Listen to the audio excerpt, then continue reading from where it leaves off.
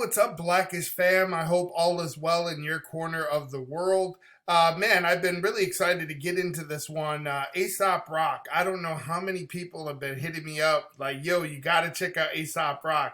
Yo, you got to check out Ace. And then I checked out Mystery Fish. And then I did Kirby.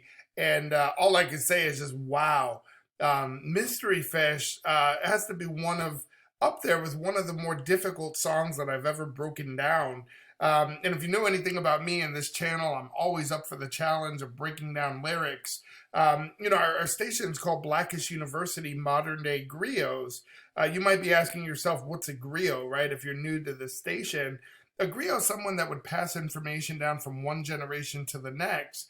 And that was specific to Africa, right? Was before there was a written language.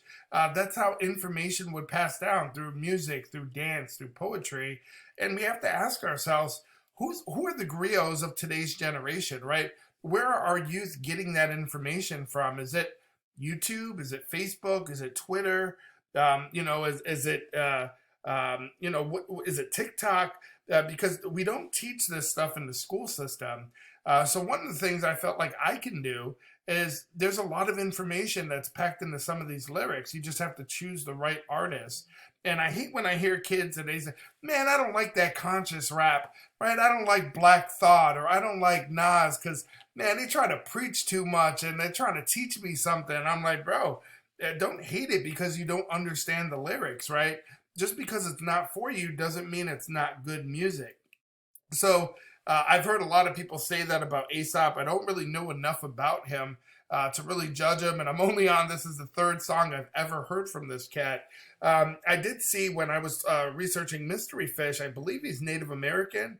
I don't know if that's right. It looks like he's mixed. I wouldn't recognize him if I was eating wings sitting at the next booth over, but I feel like we're going to be doing a lot more Aesop Rock on this station because we always look for really challenging lyrics, right? It always ends up being Toby Wigway, Ciroc, Royce da 5'9", Nas, Kanye West. And I got to tell you, man, I've been upset with hip hop. And I recently came back to hip hop because, excuse me, for years, I was just feeling like there's not enough substance. Nobody's saying anything. And I hate that on YouTube, I go to check out something and a YouTube reactor is just like, he snapped. And I'm looking like, what did he say? Right? Give me your explanation. Give me what you think. Let's have an intellectual conversation about the lyrics. But a lot of times you hear somebody and they're just like, they know he said something, but they don't know exactly what he said. It's like, oh, man, it went over your head, bro. I want all the bars, right? I want to understand context. I always say, if you're here to just listen to your favorite song, bro, you're probably on the wrong channel, right? Because I'm going to stop it and dissect it every so many bars.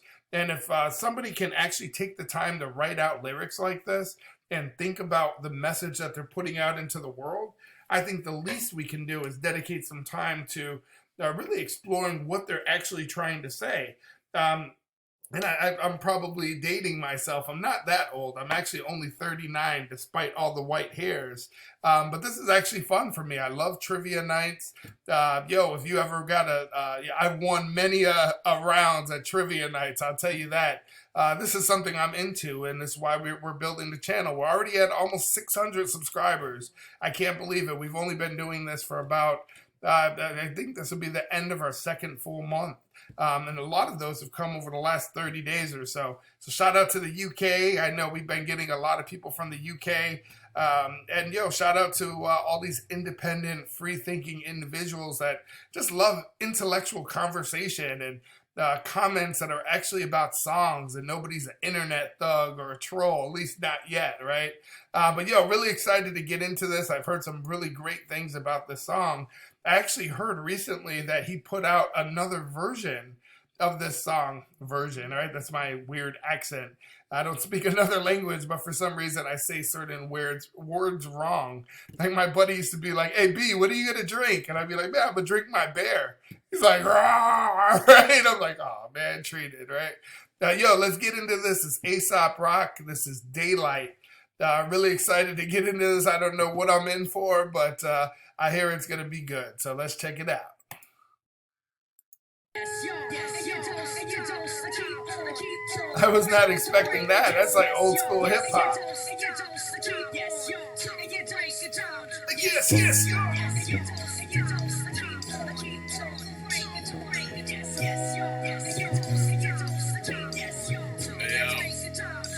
One up for shackle me, not clean logic procreation. I did not invent the wheel, I was the crooked spoke adjacent. While the triple sixers last, keep angels roped in the basement. What the fuck did he just say? Logic procreation. I did not invent the wheel, I was the crooked spoke adjacent. While the triple sixers last, one up for shackle me, not clean logic procreation. Alright, redo. I wasn't ready, right? I wasn't ready. One up for shackle me, not clean logic procreation. I did not invent the wheel, I was the crooked spoke adjacent. While the one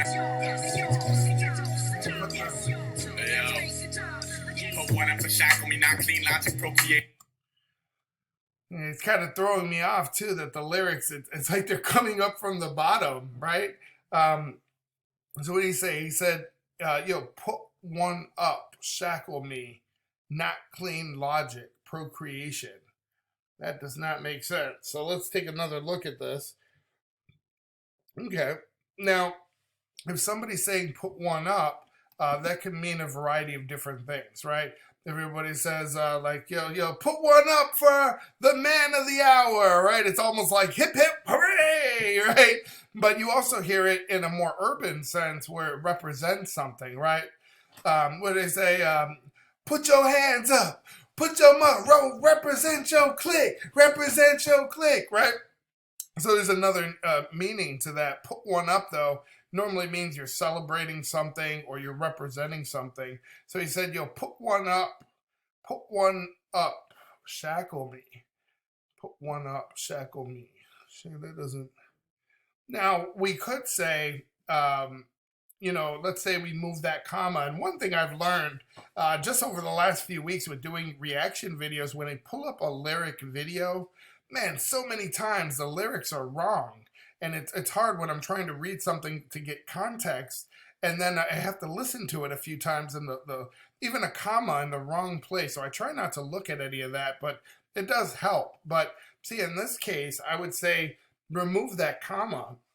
Right? And you could say, shackle me not. So it would almost be like you're celebrating not being in shackles, right?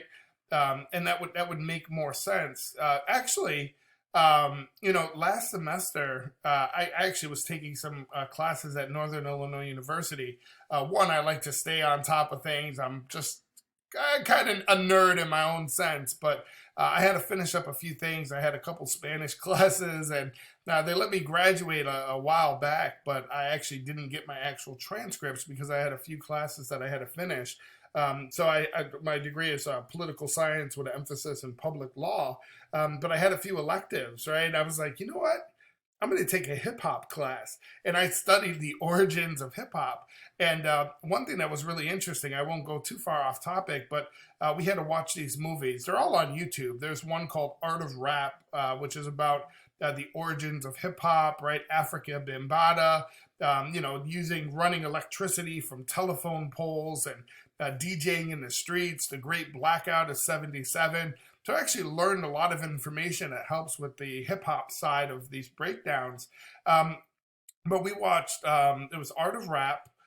There was another one called Getting Up. That was one about graffiti. There was one called Vandals and Visionaries. And then the professor, he actually said, hey, it's not one of the 5 elements of hip hop, but you should check out this movie that's on skateboarding. And it's closely related because there was a graffiti element. And that movie was called Shackle Me Not. To be honest, I didn't really like it too much. It kind of reminded me of Tony Hawk, right? The old Activision game where it's just you could just do a bunch of moves and you jump and you're just like hitting all the buttons at once. Ooh, I got some points. So you're going to use those points for anything, but kind of cool to just kind of get out of school and just do that. So I don't know if A$AP Rock is a skateboarder, but Shackle Me Not, it was like from the 80s, and it's just a collection of pretty cool tricks, kind of like a Tony Hawk deal, So I don't know. Let me know in the comment section if he's a skateboarder. But breaking down the lyrics, I would definitely move it. I would say, yo, put one up, right, to celebrate.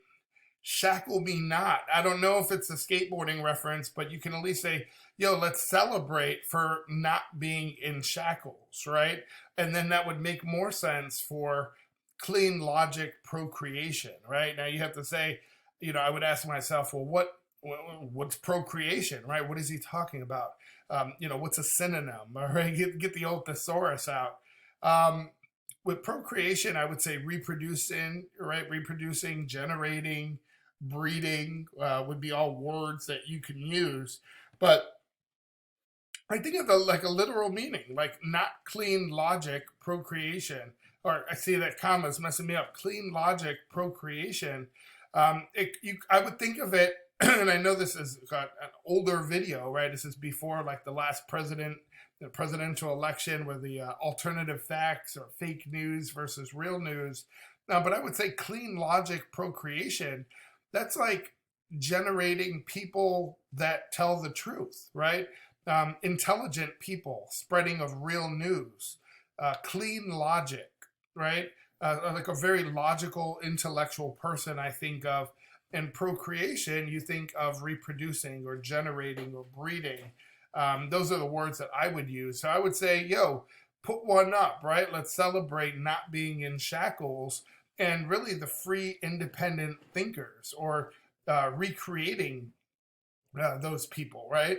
Let's let it ride a little bit and see if we can get some context. I did not invent the wheel, I was the crooked spoke adjacent. While the triple six shackle me, not clean logic procreation. I did not invent the wheel, I was the crooked spoke adjacent. While the triple sixers last. I did not invent the wheel, I was the crooked spoke adjacent. I guess the first thing that I think of is he trying to say spoke in a different way, right? I did not invent the wheel, I was the crooked spoke adjacent. It kind of makes me think of, you think of a wheel, you think of something being adjacent or right next to, but a crooked spoke, that kind of stands out to me because it almost seems like, you think of the spokes on a rim, right? Like on a bicycle rim. And if one of those are crooked, it's kind of like the outsider, right? The black sheep, a crooked spoke. It's almost like saying like, reference Eminem, right, about being on the other side of 8 Mile, right? It kind of seems like you're an outsider looking in. You're the damaged goods. You look the part of everybody else, but you're an outcast, right? I kind of get that feeling. He said, I did not invent the wheel. I think we can all kind of extract from that, like, yo, I didn't invent this. I was a crooked spoke adjacent, right? I saw this happening.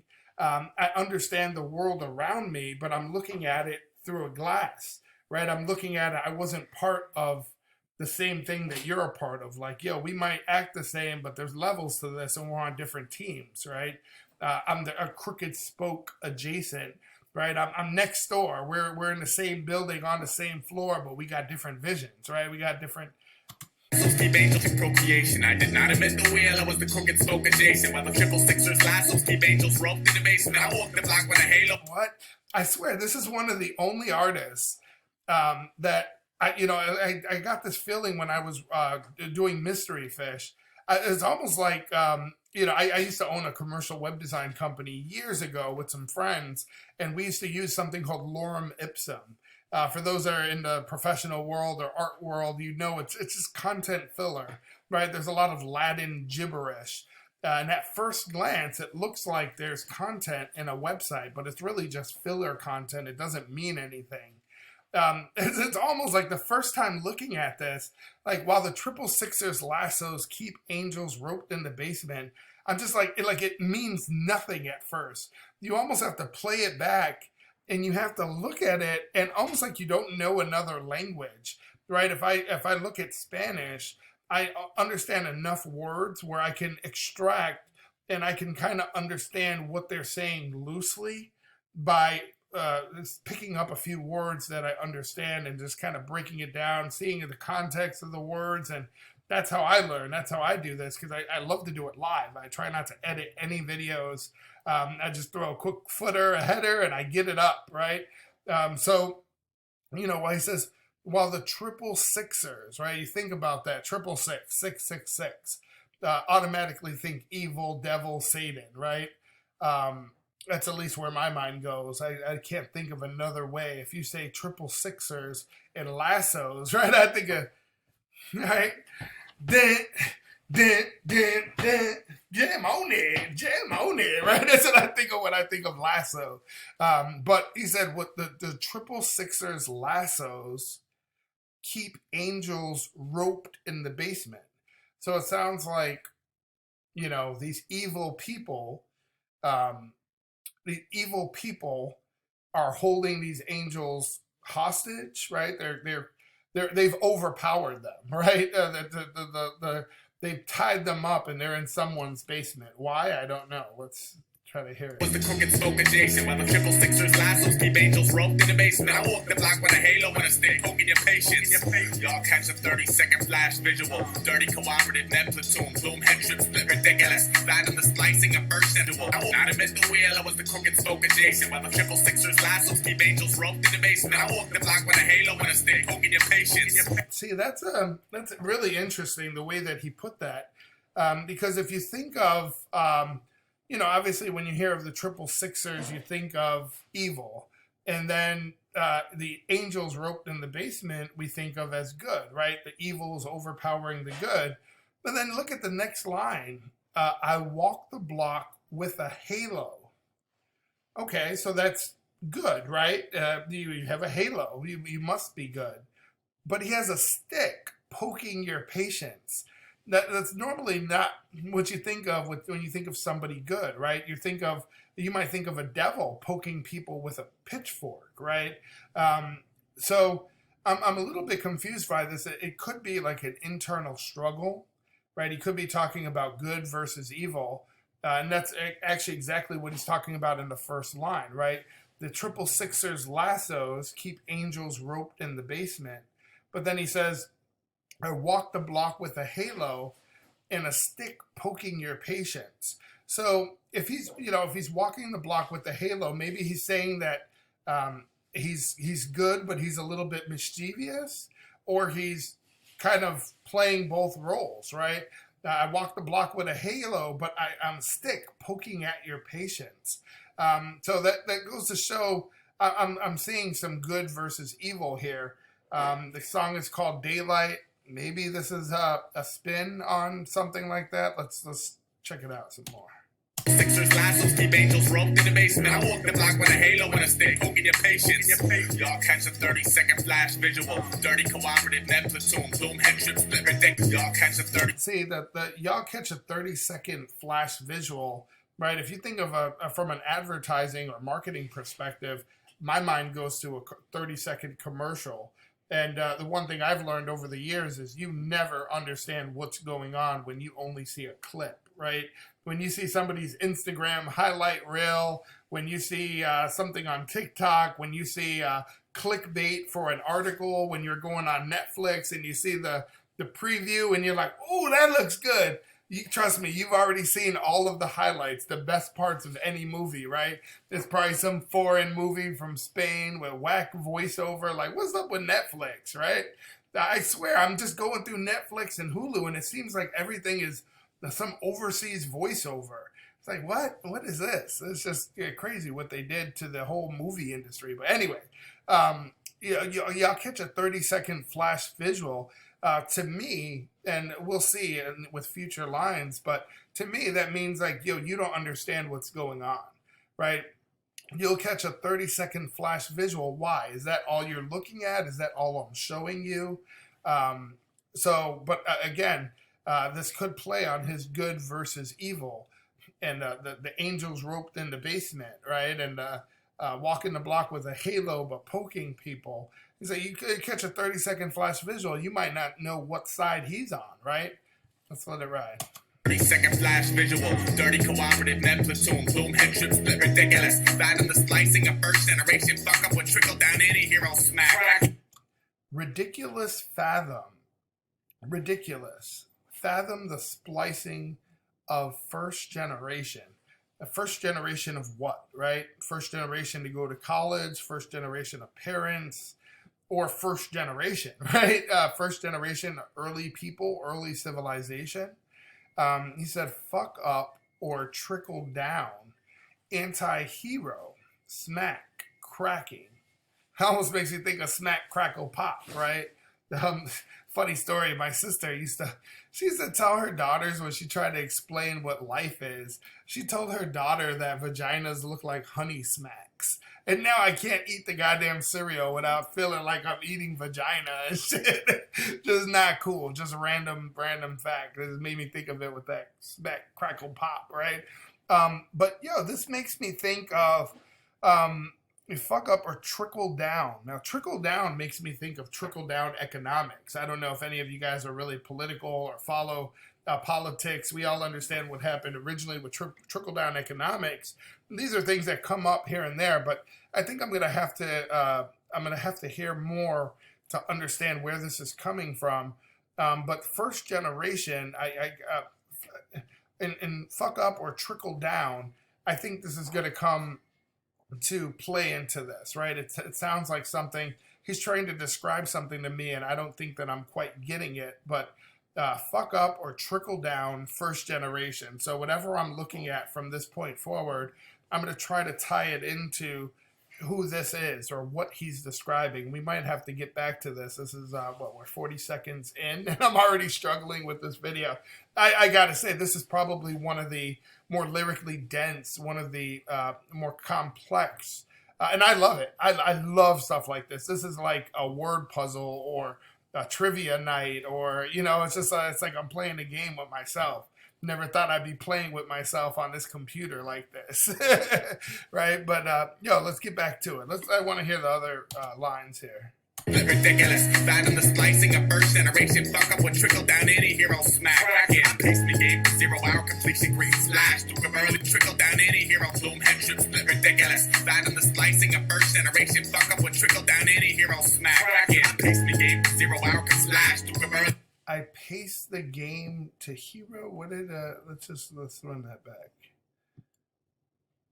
Down any, you wanna stick, poking your patience. Y'all catch a 30-second flash visual. Dirty cooperative net platoon, bloom head trip, split ridiculous. That in the slicing of first generation. Fuck up what trickle down any hero smack. Crack it, pace me game, 0 hour. Did he say pace or is he saying pace? Right, like pace, like the speed. It doesn't sound like he's saying pace. And again, I've done enough of these videos. I think we now have over 400 breakdowns, intellectual breakdowns, and reaction videos. And so often I'm trying to break something down and it's just not hitting me. And then I'm like, somebody's like, oh, he didn't say that. The lyrics are wrong. And I'm like, oh, great. I was on my chalkboard trying to connect the dots and mathematical equations. And the lyrics are wrong. And if I'm not mistaken, this video was like 10 or 12 years old. So let's just listen to it again. Second flash visual, dirty cooperative net. Let me know if you guys hear. I hear slicing of first like generation. walking Fuck up pace. trickle down any hero smack. Crack it, pace me game, 0 hour completion, green slap. I pace the game to 0, right? All completion. I pace the game. I pace the game 0. Let's run it back. Fuck up what trickle down any hero smack. Crack it, pace me game, 0 hour completion, green slash. Fuck up what trickle down any hero smack. Crack it, pace me game, 0 hour completion, green slash. This is 0. I pace the game to 0 hour completion. Dirty cooperative net platoon, bloom head trip, split ridiculous. That in the slicing of first generation. Fuck up what trickle down any hero smack. Crack it, pace me game, 0 hour completion, green slash. Duke of early retirement, pick a dream. And maybe it's me. I don't know if I thought he said Duke, not took. And I don't know if I'm saying it wrong or he is, but listen to that too. It sounds like he's not saying took. Crack it, pace me game, 0 hour completion, green slash. Duke of early retirement, penny hero smack. Crack it, pace me game, 0 hour completion, green slash. Duke of early retirement, pick a dream. That changes the whole context, right? Because I think he's saying I pace the game, which would make more sense, right? The pace or the tempo, the speed of the game. But, I pace the game 0 hour completion. That's what I heard. I pace the game 0 hour completion. It kind of makes me think of I pace the game, 0 hour. I think of my time in school, right? You're a procrastinator. You wait until the last minute to do something, right? If you're pacing the game, you think you have control of the time. But 0 hour completion, what does that mean? You're on the final hour, right? The 13th hour or hour one or hour zero. You're down to minutes and you're like, hold on, just let me save it. Let me save it as a PDF, right? Oh, yeah, got it. Right before midnight, right? Paper went in at 11:58. You're like, got it, right? But it feels like the lyrics are wrong here. I'm gonna have to listen to it back. I wish I had headphones. I need to get some. He said, "I paced the game to 0 hour completion." That would make sense too, though, because listen to what he's saying there, right? He says splash. Why, right? Let's listen to this again. Make sure. American Nightmare hogging the screen. Completion green slash. Duke of early retirement, pick a dream. Cracking. Pace me game. 0 hour completion green slash. Duke of early retirement. Any hero smack. Cracking. Pace me game. 0 hour completion green slash. Duke of early retirement, pick a dream. I still hear Duke too. But let's just run it back. I'm gonna listen to it all over again. Put one up for shackle me, not clean logic procreation. I did not invent the wheel, I was the crooked spoke adjacent. While the triple sixers lassos keep angels roped in the basement. I walk the block with a halo and a stick, poking your patience. Y'all catch a 30-second flash visual. Dirty cooperative med platoon, bloom head trips. Med platoon. He didn't say Neptune, right? He said where it makes me think of Pharrell, right? Neptunes or something. He said med platoon. Now that's completely different. I think I'm gonna have to listen to this with open ears because some of these lyrics are definitely off. Now, if he's saying, let's just listen to that. Run it back a little. Y'all catch a 30-second flash visual. Dirty cooperative med platoon. Bloom head trip split ridiculous. Bad in the slice. Bloom head trip. Head hurt. See, now that's different. Now I'm the way I get it, the way I'm hearing it. If he's saying med platoon, like what's a med platoon? Those are I love Hummers, right? I have an H1 Hummer that I know that a lot of those Hummers came with the ambulance back, and they have the medic bags and stuff.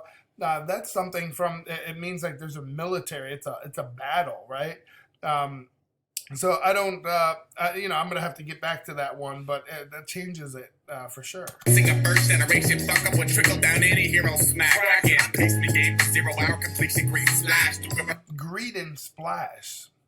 Is he saying splash even? But I'm hearing greeting, right? Like aloha, konnichiwa, right? Hi, buenos dias, right? So I paced the game to 0 hour completion. Right, I'm a procrastinator. I wait until the last minute, and then that would make sense because if he was saying greetings, what do you say when you're falling into the water? Right, the very last second you're about to greet the water, splash. Right, I think that could be he could be saying like I wait till the last minute for everything, and the greeting is the last thing you're about to do with the water before you splash. Right, I don't know. That could be reaching. Let me just run it back. Would trickle down any hero smack. Cracking, pace me game, 0 hour completion, green slash. Duke of early retirement, pick a dream. American Nightmare hogging the screen. The door opens so you can stumble in if you. That is deep. Man, I did not know what to expect. Normally it's every page, every couple paragraphs, there's like something that's just like, woo, what is that? What does he mean by that? And we try to do a breakdown, right? And we read the rest of it. This is just like line after line after line after word after word after line. So it's a little, I apologize if I have to keep stopping, but especially knowing that these lyrics might be wrong, I want to hear it. Trickle down any hero smack. Cracking, pace me game, 0 hour completion, green slash. Duke of early retirement, pick a dream. American Nightmare hogging the screen. Took an early retirement. Or I thought he said Duke, but I'm probably wrong there. That wouldn't make sense. But took an early retirement. Okay. Well, I guess Duke could work, right? Dukes do that, right? If but I think this is more interesting. He says American Nightmare. Let me just read it. Yeah, he said pick a dream, And then he says, Completion green slash, Duke of early retirement, pick a dream. American nightmare. so he says American Nightmare hogging the screen. So if it's the American Nightmare and he's talking about pick a dream and early retirement, you would have to assume that he's talking about the American dream. But the American Nightmare is kind of pushing it out of the way and it's dominating what you see, right? So, but again, this is that push and pull, right? I thought in the beginning he's talking about wearing a halo but still poking people, right? He's talking about the push and pull. He talked about the triple sixers holding down the Angels in the basement with lassos, right? With rope, right? It's the balance between good versus evil. Look at this as well. He's talking about the American dream versus the American nightmare. You know what, to be honest, what did he say in the beginning? The first generation, right? What did he say there? He was talking about trickle down. I remember he was talking about that. That could play into this as well. But American game, 0 hour completion green slash, Duke of early retirement, pick a dream. American nightmare hogging the screen. The door opens so you can stumble in if you stop following me round the jungle gym. And I spell it with the H I stole from heritage. Memory crunch stole the wretched refuse of my Okay, so it does sound like he's sounding like yesteryear, right? He's talking about our heritage being taken. You know, it's funny, too, because if you remember what I said, I remember him, I believe he's Native American. And that would make sense when we're talking about our first generation, right? So either he's talking about Native Americans or he's talking about the first generation of Europeans, right? Or first generation, after invading the land, right? Because he said, what is he talking about? The good versus evil. Triple six, let's let it ride. Triple sixers, lassos, keep angels roped in the basement. I walk the block with a halo and a stick, poking your patience. Y'all catch a 30-second flash visual. Dirty cooperative, net platoon, bloom, head trip, split ridiculous. Fathom the slicing of first generation. Fuck up with trickle down any hero smack. Racket, pace me game, 0 hour completion, green slash, Duke of early retirement, pick a. I think he did say Duke of early retirement, pick a dream. You know, I'm starting to think if I had to say this is good versus evil, we might talk about, who's this American dream? Who's the American nightmare? Now, one could argue that first generation settlers here, this could be their American dream, right? They're at a new land. They're at a new land, but this is an American nightmare.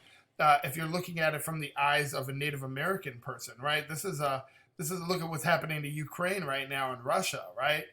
This is something I remember. It kind of reminds me of this quote I read recently.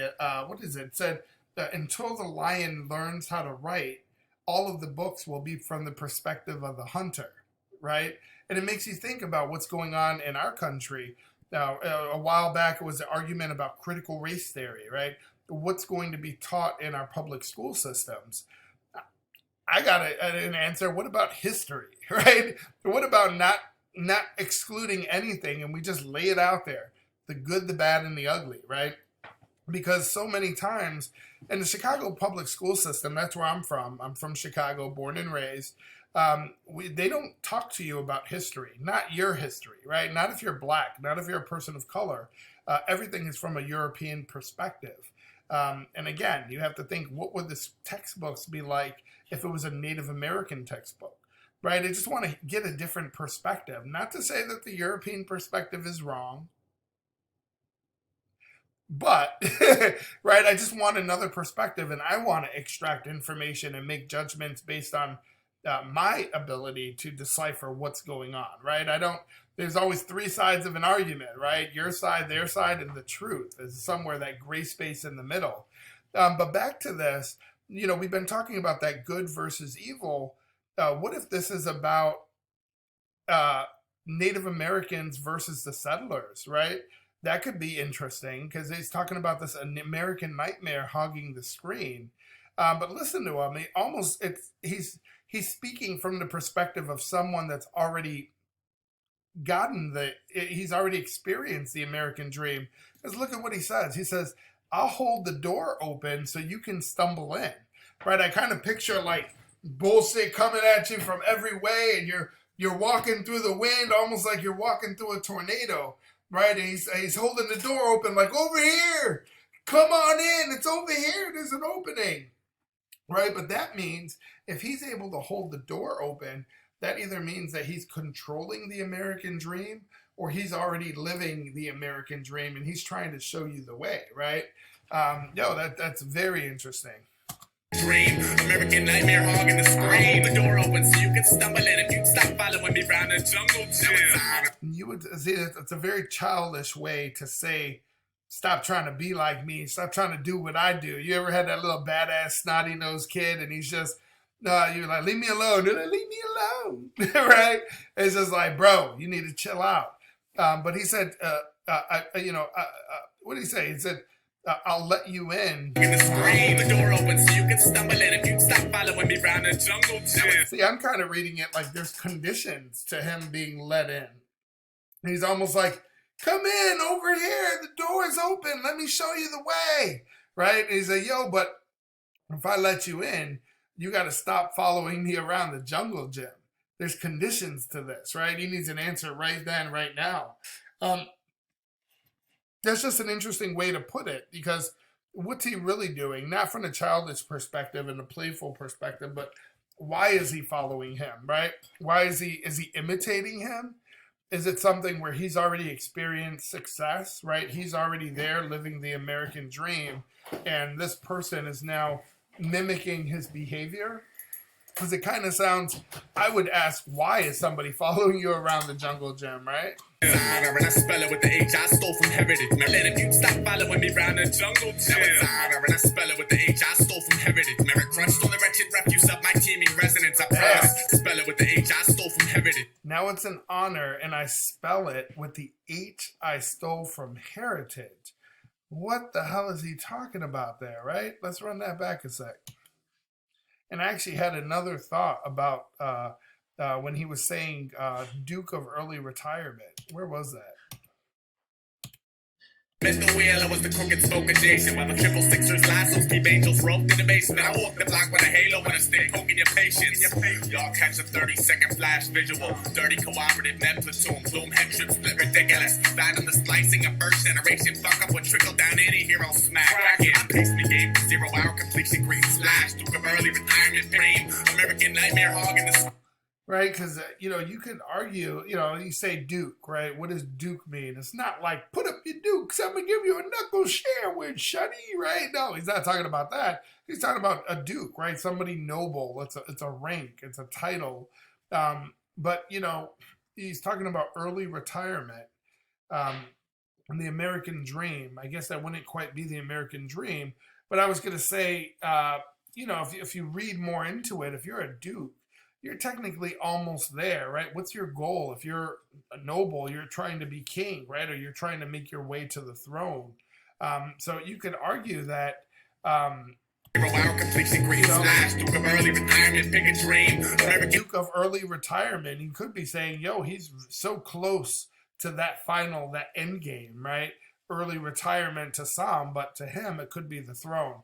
That could be reaching a little bit. Nightmare hogging the screen. The door open so you can stumble in if you stop following me round the jungle gym. And I spell it with the H I stole from heritage. Merrick Crunch stole the wretched refuse of my teaming residents. I promise. Tempest towards breed with a bleeding conscience. Merrick Crunch stole the wretched refuse round the jungle gym. And I spell it. The door open so you can stumble in if you stop following me round the jungle gym.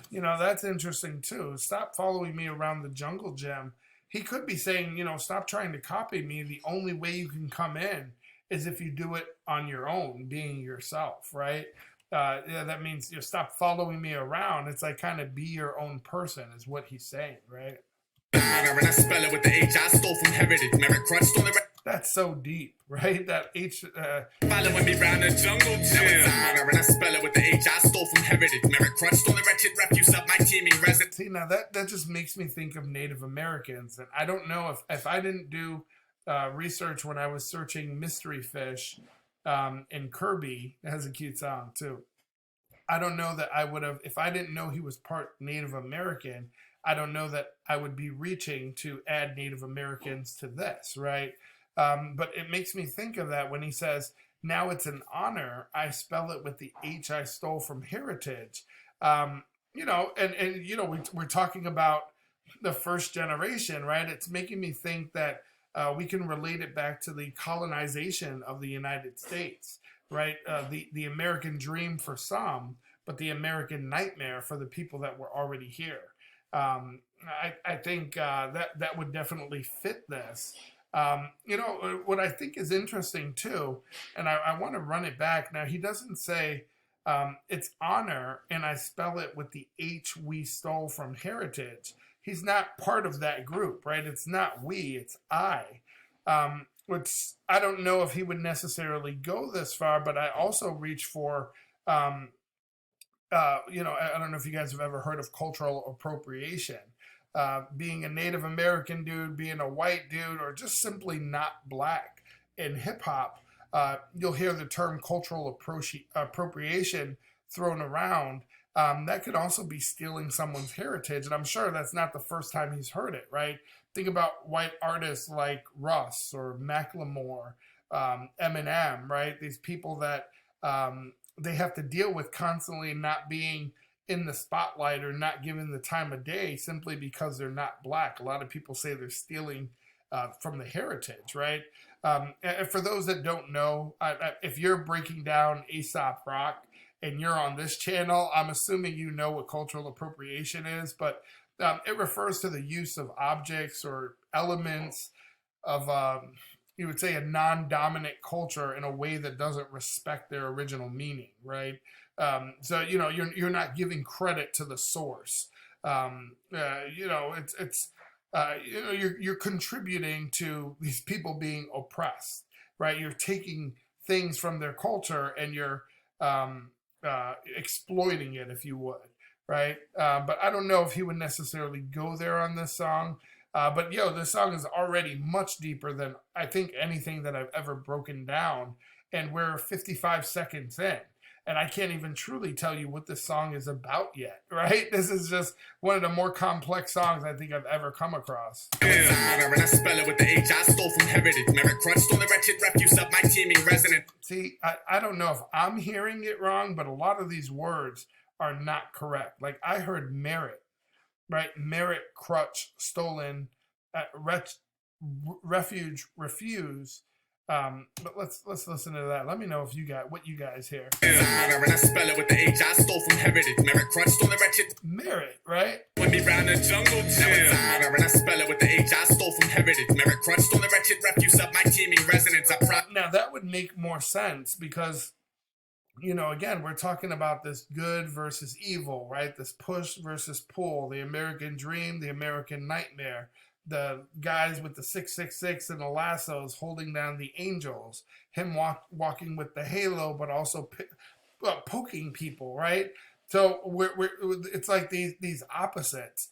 Now, listen to what he said there. Now, it doesn't look like much at first, but imagine it said merit, right? You think, okay, now let's just define what these things are. When you think of merit, what's the first thing that comes to mind? For me, I think of a merit system, right? A merit system is a system or even a policy, if you would, where people are promoted or they're rewarded based on their ability, right? Their achievements rather than seniority or some sort of quota. That's merit, getting promoted. That's a merit system.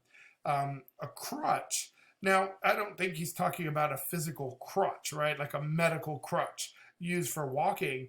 But having a crutch is like a handicap.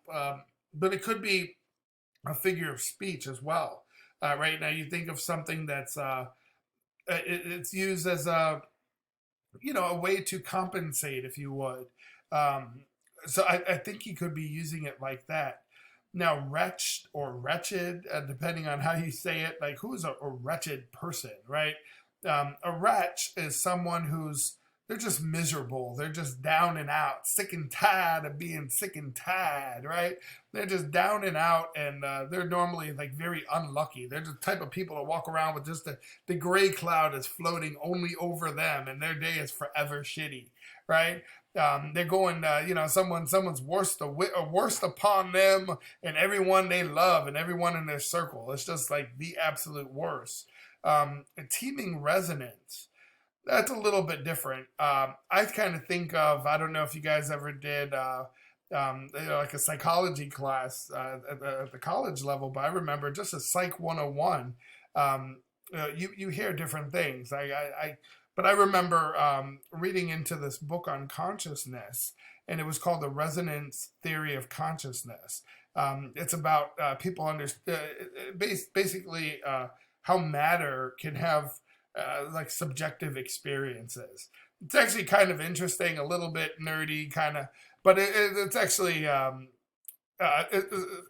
you can search it if you search like the mind-body problem or resonance theory of consciousness. You should get some information on that.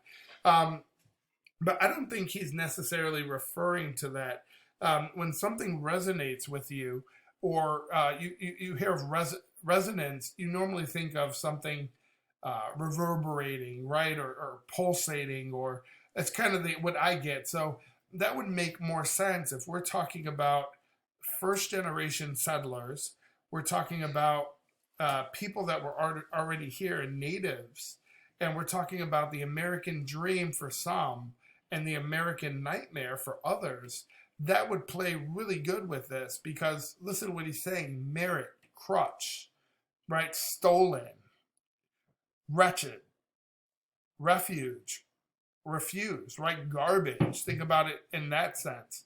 And that kind of, it's like we, our values, right? What we value as a nation, we're using merit to kind of as a crutch, and we're ignoring the refuge, right? The dirtiness of what really happened. But it still is echoing in our mind, right? That's kind of what I take from it. And that I really do think he says merit here. Again, he's talking about, I'll hold the door open so you can stumble in, so you can try to get the American dream too, right? Like, come on, we're all over here, right? In the jungle gym. But to do it, you have to be yourself, right? You got to stop trying to be like me. Be yourself, and I'll show you how to make these moves. And I spell it with the H I stole from heritage. Merit crunch. And I stole this H from heritage because we robbed the natives and people of what was their dream. And we try to make our own American dream, but it's pushing out their picture, right? Like he said earlier. So again, it's that battle of good versus evil.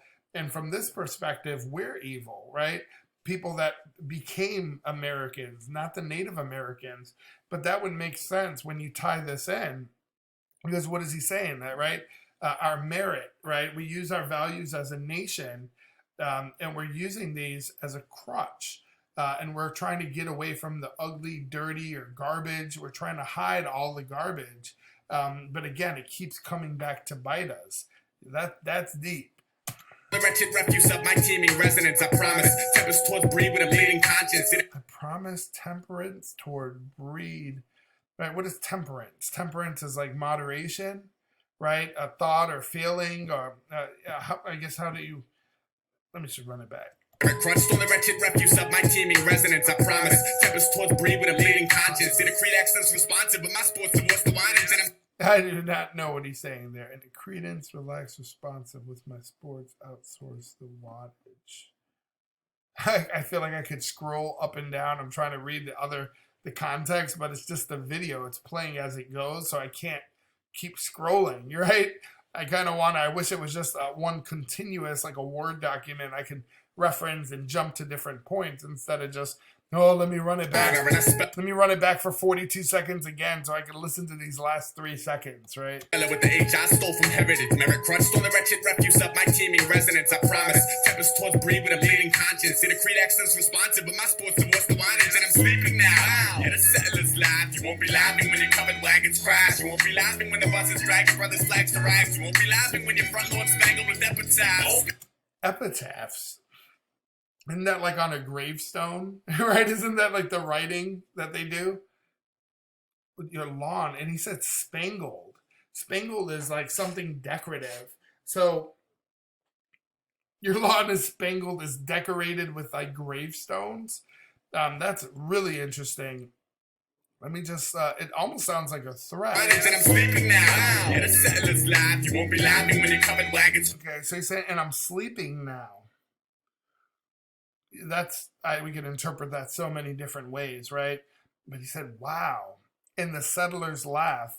So the settlers are laughing at who? They're laughing at the Native Americans, if that's the way that we're interpreting this. But I like what he says. He says, yo, you're laughing now, right? You might have won the battle, but you'll never win the war, right? Fucking scalp your ass, bro. Right? I don't know what he's saying there, but he's like, he's obviously not concerned. He said, yo, you won't be laughing when your covered wagons crash. You won't be laughing when the buses drag your brother's flags into rags, right? They're destroying, I would imagine that's the American flag. Said, you won't be laughing when your front lawn is spangled with epitaphs. You won't be laughing. Yo, that sounds like a threat. I don't know, but let's run that back. And I did not get a lot from this previous verse. Sentence, I promise. Tempest towards breed with a bleeding conscience. See the creed accent's responsive, but my sports divorce the wine and I'm sleeping now. Yeah, the settlers laugh. You won't be laughing when your covered wagons crash. You won't be laughing when the buses drag your brother's flags to rags. You won't be laughing when your front lawn spangled with epitaphs. Won't be laughing. I'll hang my boots to rest when I'm impressed. So I triple knot them and forgot them. This origami dream is beautiful, but man, those wings.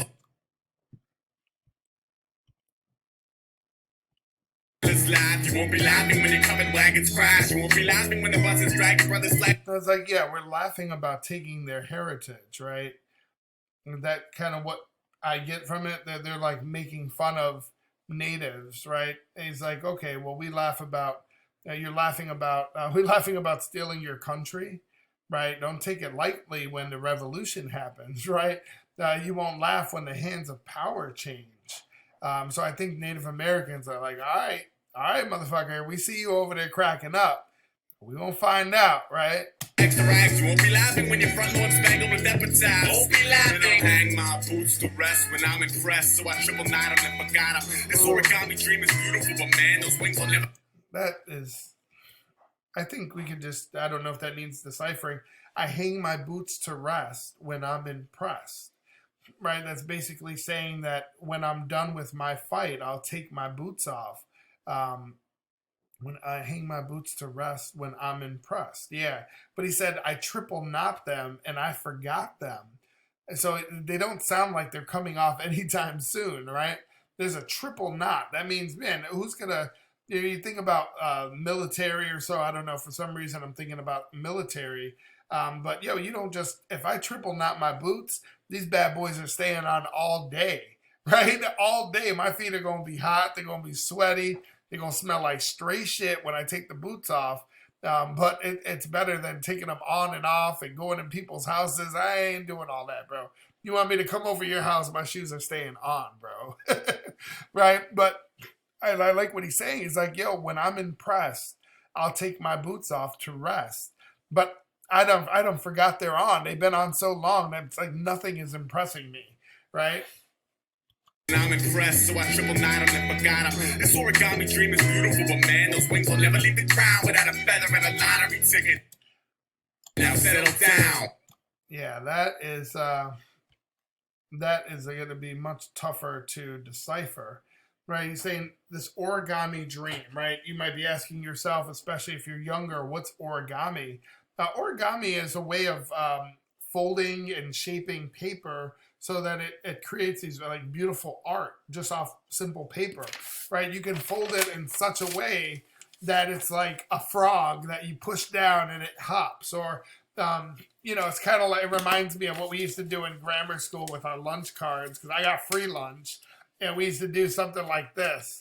You can make it look like Pac-Man, and I'm really just squeezing the sides. Well, you could do that with other art and make it look like it's doing something, right? Like a bird, and you pull this, and it looks like it's going buck-ark, buck-ark, right? Or whatever. That's origami. But why would he be saying an origami dream is beautiful? Yes, origami is beautiful. But he said, but these wings will never leave the ground. Why? Is it a big bird? Is it... but listen to what he says. He says, without a feather and a lottery ticket. Now settle down, right? What is he saying there? Well, let's try to break it down here, right? What a lottery ticket? Hey, how does that play in? That seems like something that's standing out. Or feather and lottery ticket could mean the same thing. They both stand for luck, right?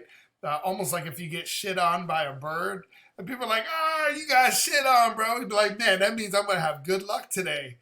I hope it starts in 10 minutes, because right now you look like a shit on, dirty head motherfucker, right? No, but, that's what people say, that a feather, a lot of people used to associate feathers and birds in general with the divine, right? A feather, and it's important. He said a feather. He didn't say multiple feathers, right? And lottery or gambling too could play with Native Americans, right? And gambling and their connection, or Native Americans in feathers as well as casinos, right? But feathers are connected to the divine, right? Finding a feather is a sign of good luck. Ancient people use feathers in their garments, right? The color of different feathers represented something different. It was taken that it was a sign from God. Birds have always been considered like sacred creatures because their ability to fly so close to the heavens, right? So it could be thought of as a message, if you would, but you have to think, okay, origami. You're normally not describing a lottery ticket or a feather. What is so different about origami? I'll wait, right? I wish this was something live so that we can be getting comments and we can just break it down together. But origami, what's the one thing that stands out? To me, it's the paper. This could be connected to a lottery ticket. But if you think about it, origami dream, we could say that, on paper, right? You could say that he's talking about the American dream, right? The American nightmare. You could say the American dream is that it looks beautiful, but it looks good on paper. Actually, yeah, I think that's it. Because listen to what he's saying. This origami dream is beautiful, but man, those wings will never leave the ground. Right? So it's like, yeah, the American dream is beautiful on paper. It looks good, but you're never going to get the American dream, not without a feather, not without a little bit of luck, or not without winning the lotto. Now settle down, right? Now settle down, it's normally thought of as like calm down, but I think he's also talking about settlers. Remember, he's talked about first generation.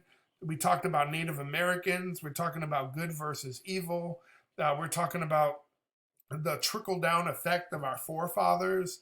So I think he's talking about, so far I think this song, if I'm only a minute and 16 seconds into it, I think that he's talking about there's a push and a pull with good versus evil, and it seems like, I don't know if it's the good or evil that are really winning this war, but it sounds like the struggle with trying to get to the American dream, right? Remember the dude, he's like, hurry up, come this way, I'll show you, but you got to stop following me, right? So he's probably telling me, yo, if you want the American dream, don't do what I do. Do what you're trying to do. You got to be your own person to get this. And that would make sense because he's saying, this American dream is beautiful, but most of us will never see it. Sick. Absolutely sick. And we're already almost an hour into this video, and the video is only a minute and 17 seconds in. That is just absurd. Man, those wings will never leave the ground without a feather and a lottery ticket. Now settle down. All I ever wanted was to pick apart the day, put the pieces back together my. Wow. Listen to that. All I ever wanted was to pick apart the day, put the pieces back together my way. That's just deep on another level, right? What is he really saying? All I ever wanted was to get the day that I wanted. So his day is obviously not going how he wants. If he wants to break it all up and put it back together, then the outcome is probably not what he originally wanted, right? I don't know if there's much more to extract from that. It seems pretty straightforward. Now settle down. All I ever wanted was to pick apart the day, put the pieces back together my way. All I ever wanted was to pick apart the day, put the pieces back together my way. All I ever wanted was to pick apart the day, put the pieces back together my way. All I ever wanted was to pick apart the day, put the pieces back together my way.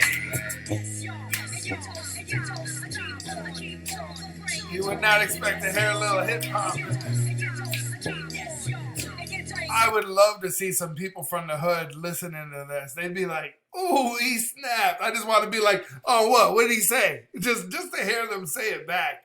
Man, you know, a lot of people probably heard this song and just bumped it and just never played it again. It's like, "Oh, nah, Aesop Rock, nah, he's whack. You just didn't understand him, bro, with your simple ass, right?" But I love this. Something this complex, man. I'm going to get into his catalog. We've only done Mystery Fish. We did Kirby. That was it. That was a cute one. It was still kind of complex, but not nearly at this level. And this is Daylight. So, let me know in the comment section. And, man, if you guys are a fan of the intellectual breakdowns and breaking down artists of this caliber, man, I'd love to hear some other people that are rapping at this level. I've never heard anything like this. I mean, there's some Wu-Tang that's very dense, but it's normally more urban, right? It's like you have to understand what's happening in the hood to decipher what's happening in the song. But I don't think I've ever heard somebody that's just so intellectual or has such an awesome vocabulary that it's hard for me to understand. I'm not going to toot my own horn, toot, toot, but I do pretty well when it comes to trivia nights. And the one thing that's like my kryptonite is religious references. When I grew up, my mom said that she didn't want to tell me who she voted for or what she believed in. And she did that because she wanted me to find my own way when I got older. And I really appreciate that, but I never quite found my way. I really struggle when it comes to religion, and I get your everyday references, your Cain and Abel and your kind of basic Bible stories, but if it's something like some of the more lyrically dense artists that are talking about like the Hebrew Bible and the Quran, some of that might easily go over my head just because I've never heard it before. I'm getting better. I really am getting better, but that's one of the things. But you asked me about some completely random like Seinfeld trivia or some Ninja Turtles or something from some random book I read when I was in 10th grade.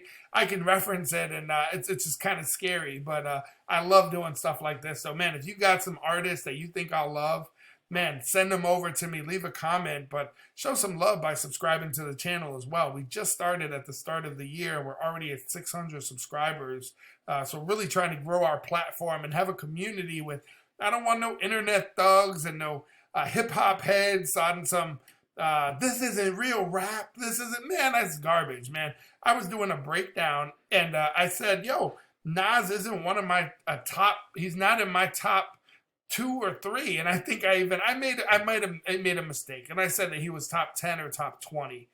Man, I must have had 400 views on the video and like 50 comments telling me how I ain't shit in so many different ways. It's like, dude, hip-hop is so much more than bald fades and Timbs, right? I love studying. Right now I'm taking classes on constitutional law, right? Some would probably consider me more of a nerd.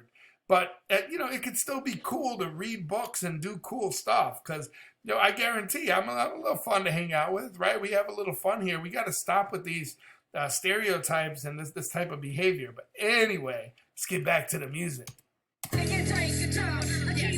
Going off guard. I felt like I was smoking a little bit or something. Got me rambling here. Slack Slacker bound in the tabloid headline with a pulse. Shimmy cross the centerfold. Slacker bound in the tabloid headline with a pulse. Shimmy cross the centerfold. And at that time in gold, divvy crumbs for the better souls. When 7 deadly stains did hit a flame. Divvy crumbs for the better souls. Did I hear that wrong? Because I wouldn't think of him. When you're divvying something up, you're splitting something, right? It sounds like he's giving. Why would you be giving crumbs to the better souls? If anything, you would think you would be giving some to the people that are worse, right? Or worse off than you, at least. But I missed a part here. Slacker bound in the tabloid headline with a pulse. Shimmy cross the centerfold. And at that time in gold, divvy crumbs for the better souls. When 7 dead. Slacker bounded. If you're slacker bounded, you're not motivated, right? You're destined to be a failure. Or maybe not a failure, but, well, we already said he's a procrastinator, right? He said that earlier. Maybe not him, but he was defining something, right? So this would make sense and tie into that. Remember when I thought I heard greeting before splash? And I was like, he's talking about the last minute before impact, which also plays with procrastination. That would make sense with this because he's talking about slacker bounded, right? Imitated tabloid headlined with the post. It sounds like he's talking about the world, right? Or how people are. And it's funny because this is 10 or 12 years old right now.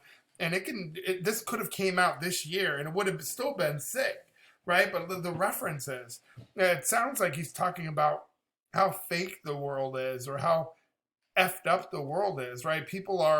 They don't have purpose anymore. They're slacker bounded, but they're maybe imitating people that they see in the tabloids, right? The people that are rich for being rich, famous for being famous, right? We're always looking at headlines. We're obsessed with celebrities, right? That could be it because he's also talking about shimmy cross the centerfold, right? With a pulse, shimmy cross the centerfold. And at that time in gold, divvy crumbs in the tabloid headline with a pulse. Shimmy cross. I thought he said engulfed, right? But it said in ghost. The centerfold. And at that time in gold, divvy crumbs for the better souls. When 7 deadly stains did hit a flame to crystal conscience. 7 deadly sins to hear the plane to crystal conscience. That is giving crumbs for the better souls. See, let me make sure I heard that right. Slacker bound in the tabloid headline with a pulse. Shimmy cross the centerfold. And at that time in gold, divvy crumbs for the better souls. When 7 deadly stains did hit a flame. So it could be say giving crumbs for it could be that because the crumbs doesn't necessarily have to mean money, right? I think normally if you're giving somebody something, it would be money, but it could be time, attention, could be attention, right? But giving crumbs, that doesn't seem to fit in. If you're giving somebody crumbs, why would you be giving crumbs to the better souls? Are you saying they're better than us? Or maybe giving crumbs to the homeless, and I'm interpreting it like I'm from the European point of view, right? Now, giving crumbs to the better souls, who's to say that the better souls aren't poor people, right? And people that aren't like us. Maybe it's like Mr. Wendell, right? Arrested Development. Hey, Mr. Wendell. He gives me some knowledge. I buy him some shoes. See, blacks spend all this money on big colleges. Still, most of y'all come out as fools. Go ahead, Mr. Wendell. Mr. Wendell, yeah. Right? He's talking about, he said, Mr. Wendell has a freedom that you and I think is dumb. Blah, blah, blah. Quick to this society from Mr. Wendell's a bum. Right? He's talking about a homeless man named Mr. Wendell.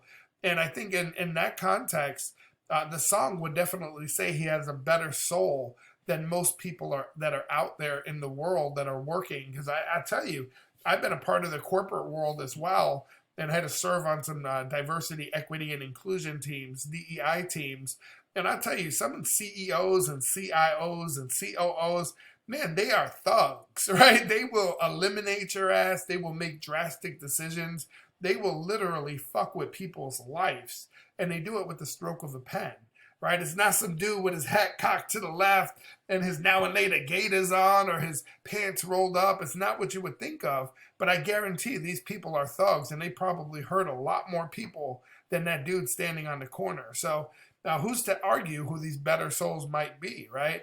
the seven deadly sins. Now that I don't even know if I can remember all the seven deadly sins, but you know what I always think of? I can't help but think of that movie with Brad Pitt and Morgan Freeman, where Brad Pitt's wife at the end gets her head is in the box, and every time he does a murder, I think he writes somewhere the seven deadly sins. It's gluttony, right? And it's a dude sitting at the table and he's all jacked and they kept feeding him. Kind of reminds me of this Wu-Tang. If you guys like A$AP Rock, I imagine a lot of you might like Wu-Tang. A lot of dense lyrics, but again, more of that urban slang, urban twist. There's one intro on, I think it's Wu-Tang Forever, and they're just talking shit, right? The guy's like, man, I'm gonna fucking stab your tongue with a rusty screwdriver. And all the dudes are like, oh, right? But the one dude that snapped, he said, man, I'm gonna sew your asshole shut and keep feeding you and feeding you and feeding you. And I was just like, ooh, I nominate you for Hater of the Year, right? The old Dave Chappelle reference. But with the different sins, right? It was gluttony, pride and greed. I know those are them. Lust, right? Gluttony, pride, greed, lust, sloth, envy, wrath. Those are the seven sins, right, that he's talking about here, the seven deadly sins. Now, a lot of people don't realize, but the seven deadly sins, if you look at the opposite end, right, we're talking about good versus evil, American Dream, American Nightmare, Halo, but still poking people, right? You have to consider what's called the seven heavenly virtues. Prudence, right? Justice, temperance. These are things that he's referenced, right? Courage, faith. I think I got an ex-girlfriend named Faith. Hope. I think I got an ex-girlfriend named Hope too, right? And charity. I know one of my buddies got an ex named Charity, but those are the ones. Courage, faith, hope, charity, prudence, justice, temperance. It would be funny because I believe he said temperance. I'm not quite sure, but I believe he said temperance, but we can also talk about charity from his very last verse while he's talking about breaking crumbs, right? That would also be that play, and I'm willing to bet that he's going there because a lot of what I've seen with this cat is he's not necessarily, it's not gibberish. It's not lorem ipsum. When I first started telling people, like, yo, man, like 20 people have told me to check out this A$AP Rock. Like, man, that cat's not hip-hop. He ain't saying shit. Is he not saying shit, or are you not capable of comprehending it, bro? Don't say that, right? Because a lot of people say that about rap. Oh, man, rap is so hood. Rap is so ghetto. They're not saying anything. Depends on who you listen to, bro. Because I guarantee, I'm from the inner city of Chicago. I grew up, I was born and raised in Chicago. Now I live in the suburbs, right? But I grew up in the inner city of Chicago. I understand a lot of these references from the hood. Wasn't so long ago. I got a couple scars to prove it, right? But when I can hear it, I'm just like, man, that is just deep. And other people are like, what? He didn't even say anything. I'm like, man, you must not be listening, right? Because it doesn't mean anything to you. It probably means it's not for you, bro, right? But, man, I love what he's saying because a lot of times these lyrics are truly up for interpretation, right? Like, I'm looking at this, to me, to hear the plain to crystal conscience. I'm thinking of a crystal clear conscience. I'm thinking of a clear conscience, right? He's talking about these people, right? We're applauding, clapping for the wrong reasons to these celebrities. We're worshiping celebrities. The American dream has gone wrong. It's turned into a nightmare for some people. Now he's talking about the seven deadly sins. So this is definitely a push and pull, but I don't know that it's necessarily about the American dream, right? I'll let you know when we're done with the video. Crystal conscious, the results of low life, counting on one hand what he's accomplished. Yeah, he's talking about the low life, right? He already said that the dude's a slacker, right? Seven deadly sins. Slacker bounded. Now he's saying this guy, whoever he is, right? Listen, he's saying that we're not doing shit in this world, this generation. What are we doing? We applaud or we award the rich, the famous, the celebrated. We celebrate them even though they have no value. or they have no honor, they have no moral value. They're committing these 7 deadly sins, but they still have a clear conscience, right? And this results in there's just lowlifes, right? They can count on one hand what they've accomplished. Aimed at here to blame the crystal conscience. The results of low life counting on one hand what he's accomplished. Okay. The activism chain. Activate street sweep. Plug deteriorating Zenobit Pendragon. Sports horse. Run that back. Okay, lift me to activism chain. And he almost said it like a robot. Activate street sweep, right?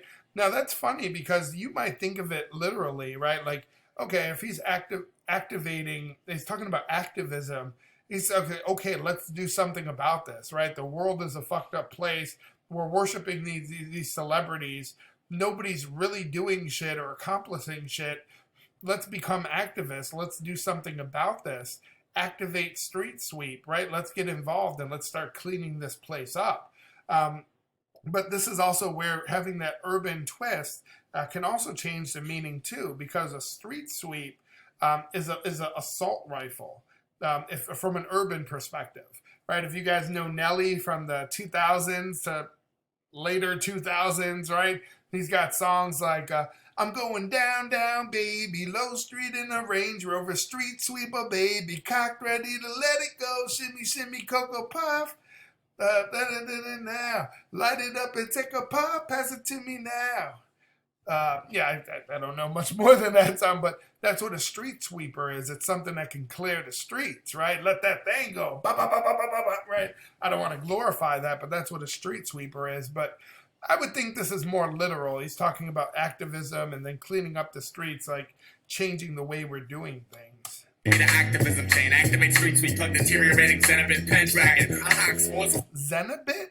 What did he say? Okay, the activism chain. Activate street sweep. Plug deteriorating Zenobit Pendragon. Zenith Pendragon. Zenith pens. Those are kind of high-end pens. Deteriorating Zenith pen. But he could be talking about penning lyrics, right? Now that's interesting. He's talking about hacking swords. But what did he say? I thought he said Zenobit. And then they stayed in here to blame the crystal conscience. The results of low life counting on one hand what he's accomplished. Okay. The activism chain. Activate street sweep. Plug deteriorating Zenobit Pendragon. Zenith pen. I thought he said Zenobit. I was like, Zenobit? I thought it was Zenobot, right?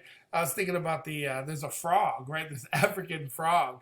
But that's probably not where he's going with this. Let's just listen to what. Okay, the activism chain. Activate street sweep. Plug deteriorating Zenobit Pendragon. Sports horse to the morbid spreading a mad alley. God sick in their Lincoln Lord Cabin and Dragon. Sports horse to the morbid spreading a mad alley. God sick in their Lincoln Lord Cabin and Dragon. What he's accomplished. Okay, the activism chain. Activate street sweep. Plug deteriorating Zenobit Pendragon. Hey, he did say Pendragon. Oh, Pendragon. Okay, I thought he was saying like a Pendragon was. This is something that's like English, right? It's like a literal dragon, but it also could mean it's like figuratively, right? It meant like a great leader or the highest commander. But I don't think he's saying. Let's just run it back. Okay, the activism chain. Activate street sweep. Plug deteriorating Zenobit Pendragon. Sports horse to the morbid spreading. Yeah, I think he's saying hawk, not hack. Chain. Activate street sweep. Plug deteriorating Zenobit Pendragon. Sports horse. Dragon or dragon? Dragging. Horse to the morbid spreading a panic. Activate street sweep. Plug deteriorating Zenobit Pendragon. Sports horse to the morbid. He said I hawk, but it almost sounded like he said that very Arabic or so, right? Like akbar, right? He said I hack, or I think he said hawk, like meaning when you pawn or sell something from like more of an urban perspective. Activism chain. Activate street sweep. Plug deteriorating Zenobit Pendragon. Sports horse to the morbid spreading a panic. Activate street sweep. Plug deteriorating Zenobit Pendragon. Sports horse to the hawk, right? But I think he's saying hawk. But I think he's talking about fighting, right? He's talking about fighting. It might be kind of say he's talking about the pen, but he's also talking about the sword. The first thing that comes to my mind is the pen, right? The pen being mightier than the sword. Crystal conscious, the results of low life, counting on one end when he's accomplished. Okay, maybe the activism chain, activate streets, we plug deteriorating Zenobit Pendragon. A hawk sports horse for the morbid, spreading a mad alley. God, sick in their Lincoln Lord Cabin and Charlie Chaplin. Wow, I could zigzag and zig him again, but I'm back. Damn, that is just so deep. I would definitely say that he's talking about the pen being mightier than the sword, but it sounds like the pen has been kind of taken into the madness too, right? Other people are suffering this madness. I sick in their Lincoln Zenobit Pendragon. A hawk sports horse for the morbid, spreading a mad alley. God, sick in their Lincoln Lord Cabin and Charlie Chaplin. Wow, I could for the morbid. Spreading a mad alley, God, sick in their Lincoln Lord Cabin and Dragon. A hawk sports horse for the morbid, spreading a mad alley, God, sick in their Lincoln Lord Cabin and Charlie. I think he said sinking. Man, this is probably the worst lyric video I've ever come across. But it would make more sense. I think he said sinking, right? If you're sinking their log cabin, their Lincoln log cabin, that's what I think he's saying. A hawk sports horse for the morbid, spreading a mad alley, God, sick in their Lincoln Lord Cabin and Charlie. Sinking their Lincoln log or leaking. A hawk sports horse for the morbid, spreading a mad alley, God, sick in their Lincoln Lord Cabin and Charlie Chaplin. Charlie Chaplin Waddle. That would make sense though. We're talking about the first generation settlers. We're talking about Native Americans. We're talking about the pursuit of the American dream. And then other people, it's the American nightmare, right? And the push and pull throughout history of good versus evil. And we're always struggling. And all these powers are always clashing, right? Now it sounds like they're destroying the dream. Actually, they could be destroying, in Charlie, sitting there, yeah, it could be sinking your Lincoln cabin, log cabin, and Charlie Chaplin Waddle. It's like, what do those things represent? The American dream, right? That we're just talking about. If you're sinking their Lincoln log, you're destroying one part of the American dream, right? Home ownership. But who is Charlie Chaplin? What does he represent, right? Charlie Chaplin represents fun, expression, right?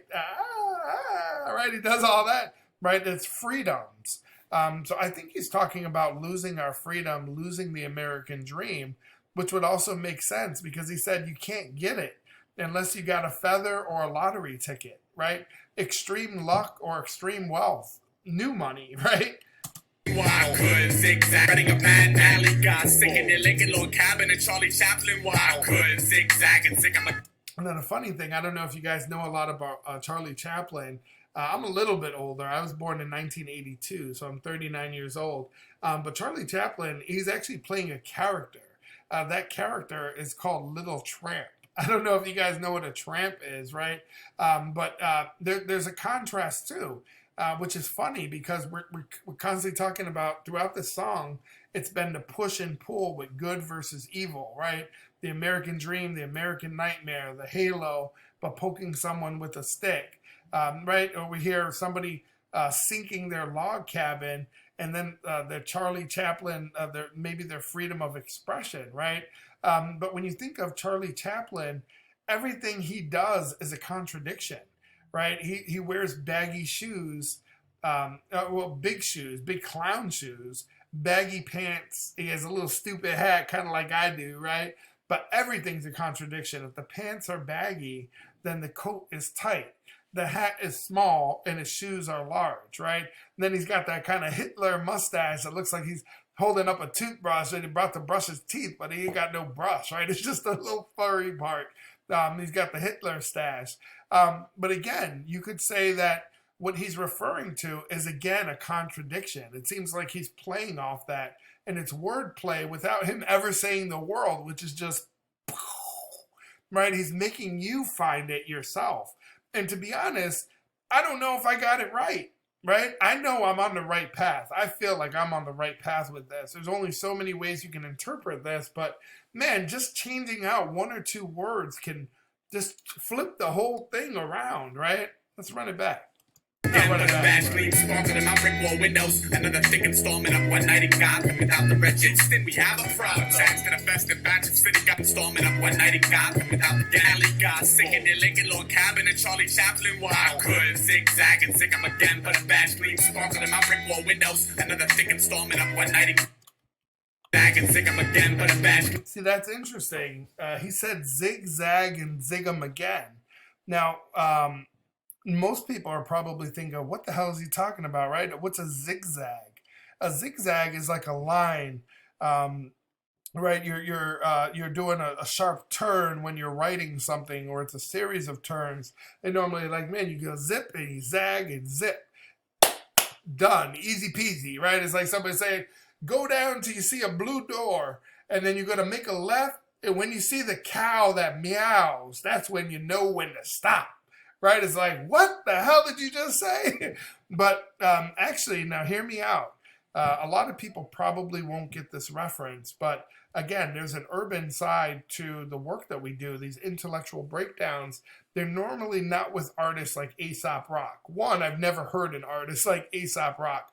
There are some that are conscious rappers or political, or right, like Akala we've been doing. We did a lot of Marlon Craft, Toby Wigway. But one person that comes to mind I learned so much from is Black Thought. He's a member of The Roots, and Black Thought, he has his own playlist. If you look down to my previous recordings, you can see the playlist. And Black Thought, man, he drops some knowledge on you. And a lot of people, if they say Eminem is the dictionary, then Black Thought is the encyclopedia, because this boy's references are sick. But he also has, he had parents that were part of the Black nationalism movement, right? So he understands things. He's done a lot of references to the Quran, to be a Muslim in general. But one thing that a lot of people don't realize is there's secret societies when it comes to rapping, when it comes to doing certain things in the world, just like there's Masons and there's others, skulls and pikes and fraternal organization of police, right? And we have things like SOSA. I don't know if you guys know SOSA IT. These are for lyricists, people that are high-end lyricists. They're part of a secret club where they also meet and they go over things like what's a double entendre, right? Or how to do different wordplay. I swear this is a real thing. But one thing that kind of stems from the Nation of Islam is something I don't know if a lot of people are aware of, but it's called the 5% Nation. The 5% Nation, a lot of people have become more aware of it because of RZA from Wu-Tang. A lot of people don't know this about RZA, but this is a very intellectual dude. But Black Thought is also a member of the 5% Nation.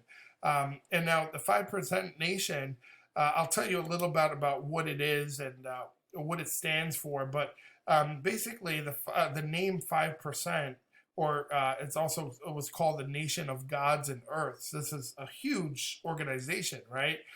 They believe that only 10% of the entire world know the truth about life, right? About the good, the bad, the ugly, the things that are lost in our current culture. That there's a lot of things that the public simply doesn't understand, nor will they ever be ready to understand this truth, right? So basically they say 10% of the world knows the truth about life, and the other 85%, it's really important to keep them ignorant. But it's up to the remaining 5% to enlighten others. It's actually quite deep and really interesting.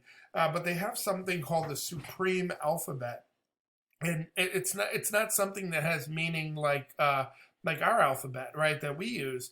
I also know the Spanish and Greek alphabet, and the Greek alphabet is Alpha, Beta, Gamma, Delta, Epsilon, Zeta, Eta, Theta, Iota, Kappa, Lambda, Mu, Nu, Xi, Omicron, Pi, Rho, Sigma, Tau, Upsilon, Phi, Chi, Psi, Omega, but letters together mean certain things. Like, for instance, I'm part of a fraternity that's called Omega Delta, ODs. But the translation means final change, right? So if you say, you might have heard Alpha to Omega, they're not saying A to Z, but alpha to omega literally means beginning to end, right? That's in Greek. When it comes to the supreme alphabet, the last letter of the alphabet is in the divine alphabet is the letter Z, but Z stands for zig, zag, zig, and there's a literal meaning. The literal meaning is knowledge, wisdom, understanding. And that again, that's it's called the divine alphabet or the supreme alphabet. And again, if you're not coming from that kind of urban perspective or know somebody that's part of this 5% nation, it's really hard to understand that. I love little weird random stuff like 3 a.m. on YouTube, and you're just like, how the hell did I get here, right? I'm reading about the supreme alphabet, but it comes to play, right? Because I believe he's referencing this. I could zigzag and zig them for the bad dreams, and I think he's trying to say something here. Thinking your Lincoln Lord cabin and Charlie Chaplin. Well, I could zigzag and zig 'em again, but a badge gleam sparkle in my brick wall windows. For the badge, is that what he said? Not for the bad dreams. It sounded like he said for the badge. Let's run that back. Sports horse for the morbid spreading a mad alley. God sinking your Lincoln Lord cabin and Charlie Chaplin. Well, I could zigzag and zig 'em again, but a badge gleam sparkle in my brick wall windows. Another. See, this is just, it's not bad dreams. It's for the badge. And that's, again, I think that would fit into what we're saying, right? I could zigzag. All right, so he's talking about this knowledge. He's talking about wisdom. He said, I could drop knowledge on you guys and take the badge. What does that badge mean? It means you can enforce or interpret things, right? You're basically grabbing control, right? I could zigzag and zig them again for the badge. It almost said, like he said, did he say sparking my brick wall? It's for the badge, I believe is what he's saying. I could zigzag and zig 'em again, but a badge gleam sparkle in my brick wall windows. Another thick installment of my brick wall windows, right? That's spark, yeah. So he's saying a lot there. Let's just hear that back.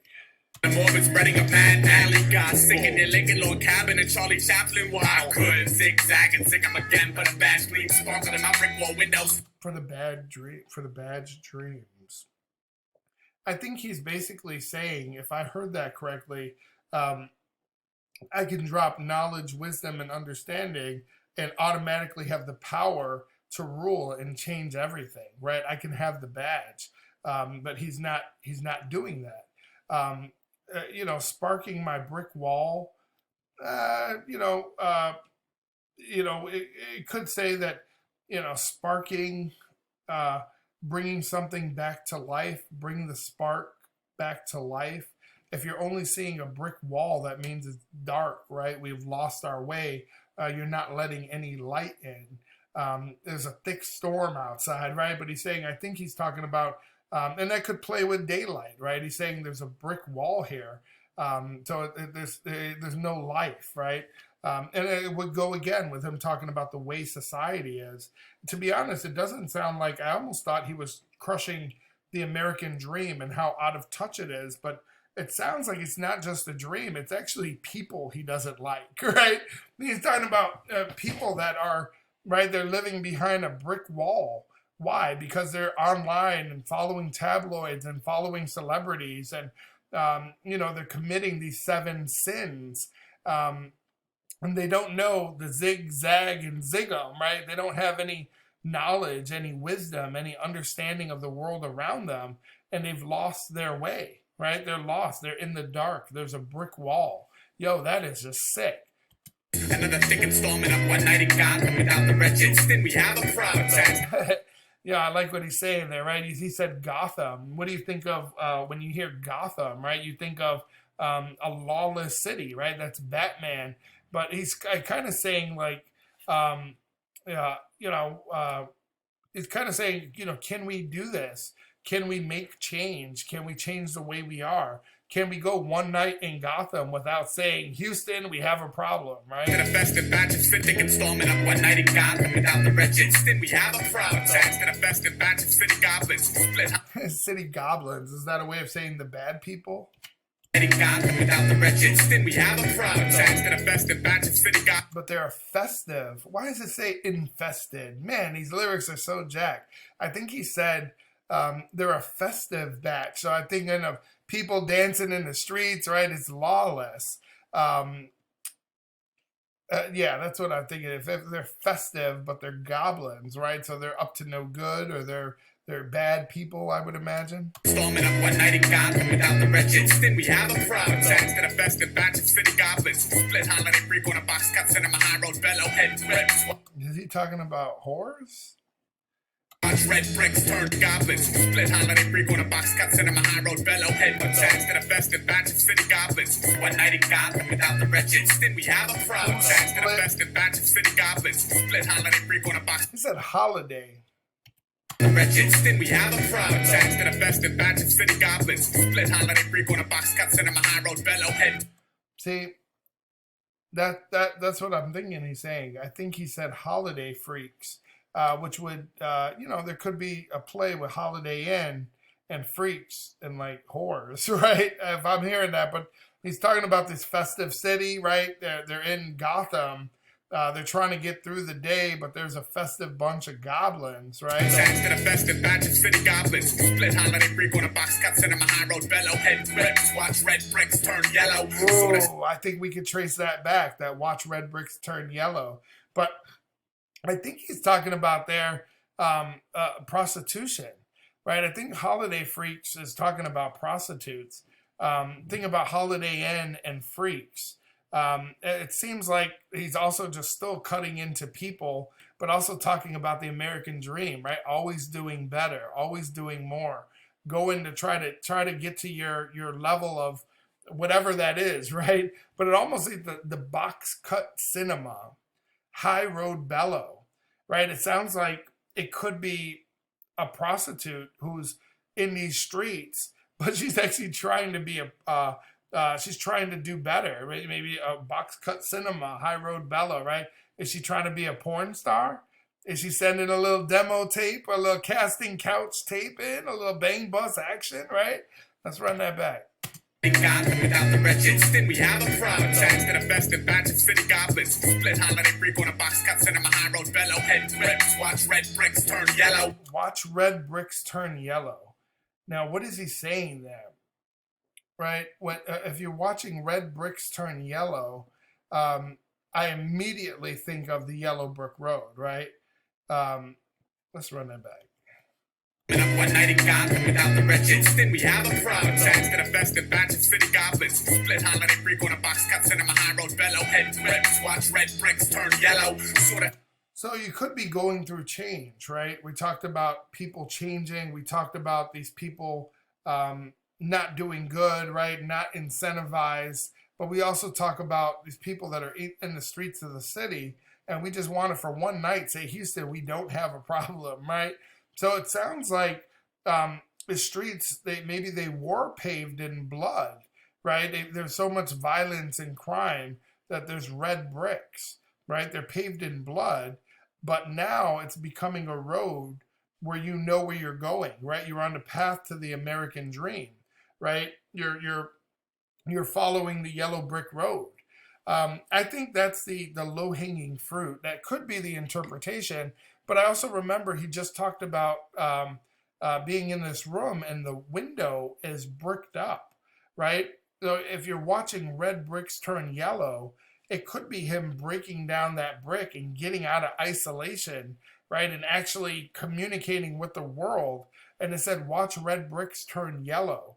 They don't say the red bricks turn to yellow bricks. They say, watch the red bricks turn into yellow.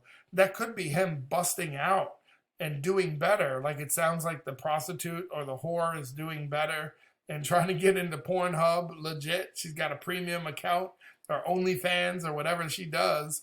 But it sounds like also people aren't, right? The one day without going, Houston, we have a problem. So it sounds like positive change, right? He's making some changes, or we're seeing change in the world, which would be really cool. Similar to most backbones at Camp Icarus, raw minutes watch red bricks turn yellow. Sort of similar to most backbones at Camp Icarus, raw. Now, sort of similar to most backbones at Camp Icarus. I don't know if you guys, I love Greek mythology, right? That's something that you'll hear in different, depending on who the artist is, but throughout, I'll be watching a show and I'm like, oh, did you hear the reference? And they're like, what reference? And I'm like, dude, right? He said Athena, or he said this, or it's not just the Zeus beard, right? Or Poseidon, or whatever, but there's actually a story here. Icarus is part of Greek mythology, and it's actually a story that can tie this all together. Now, let's see if I remember the players in the story. Icarus is the son. What's his dad's name? I can't remember his dad's name for the life of me, but basically, we talk about, what did it say in the beginning? We were talking about the first generation, right? And we were trying to translate it to our founding fathers. And we were talking about Native Americans, right? And the problems, the clash with the American dream and the American nightmare. Well, we talked about the founding fathers making a lot of mistakes and the trickle-down effects that we still feel today.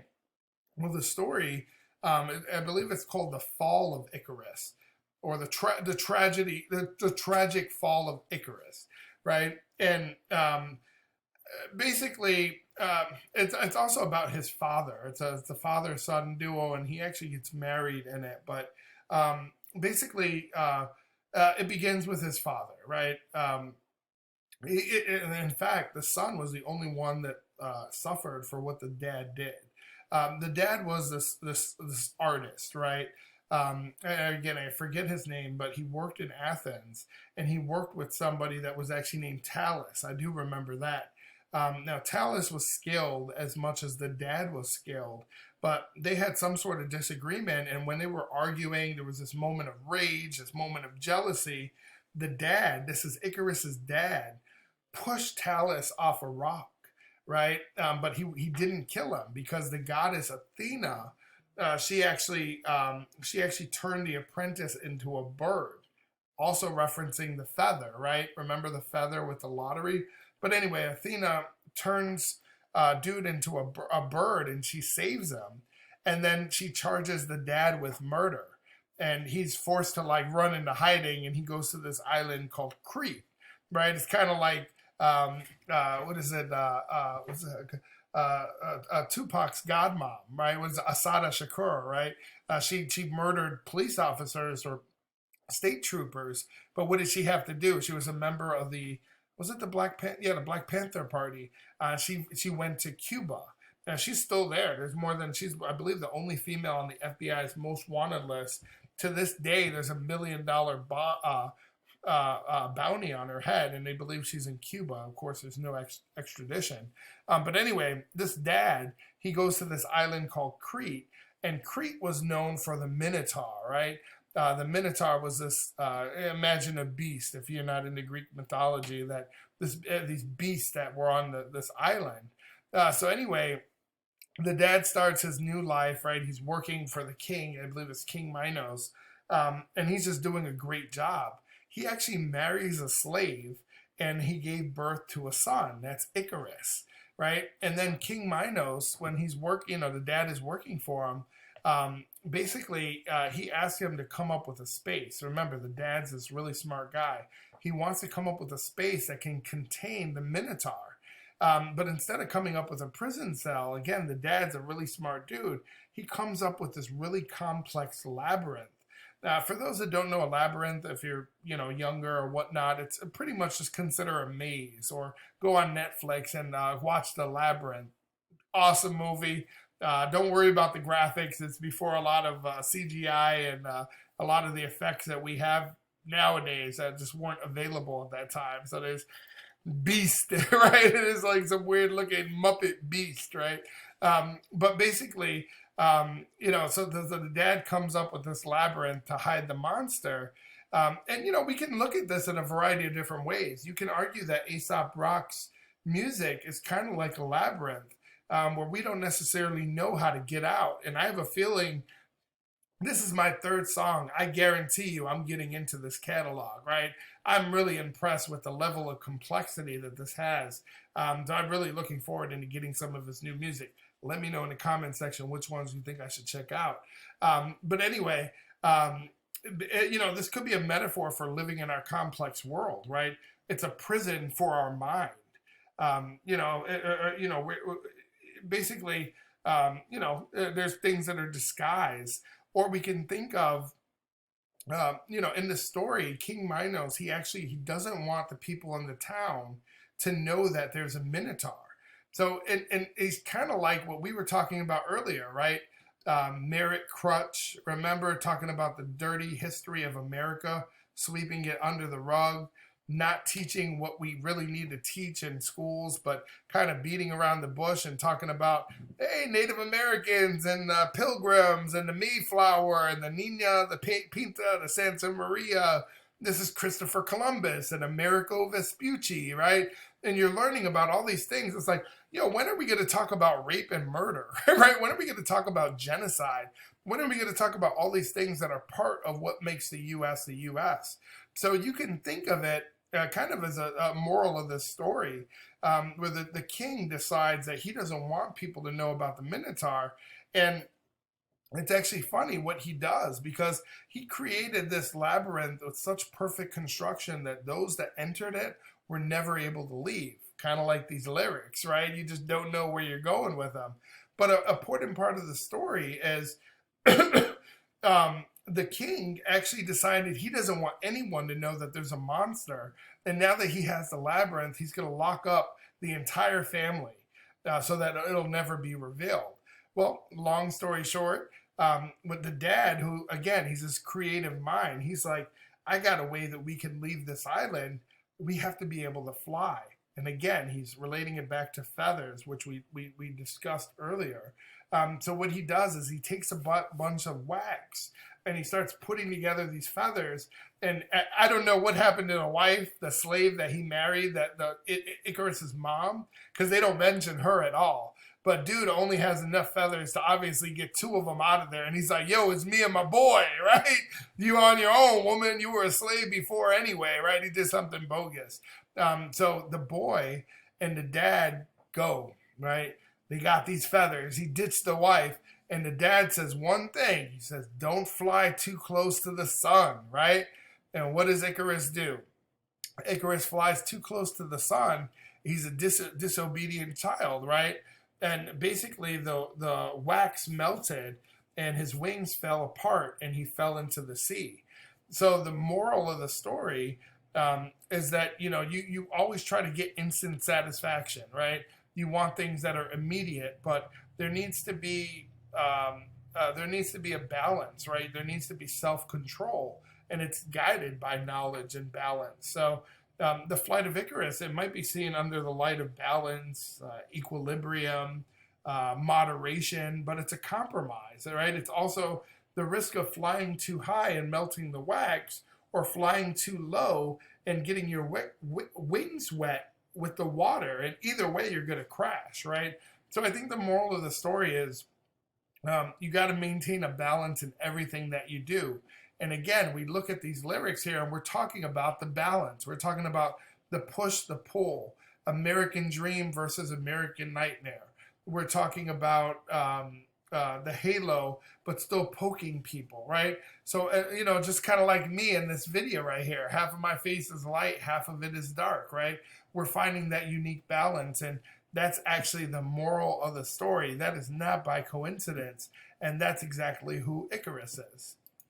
Class congregating and pampered for bickering. Sort of similar to most back homes at Camp Icarus. We're all class congregating and pampered for bickering. Life's not a bitch. Life is a beautiful woman. You only call her a bitch because she won't let you get that pussy. Maybe she didn't feel y'all shared any similar. You only call her a bitch because, hold on, I got to run that back. He said, life's not a bitch. Life is a beautiful woman. You only call her a bitch because she won't let you get that pussy.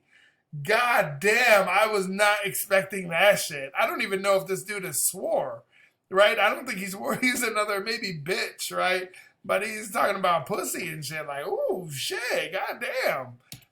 I wrote fellow head rims, watch red bricks turn yellow. Sort of similar to most backbones at Camp Icarus. Raw Bittercrafts congregating and pampered for bickering. See that part? Raw feelings start congregating at pamper for bickering.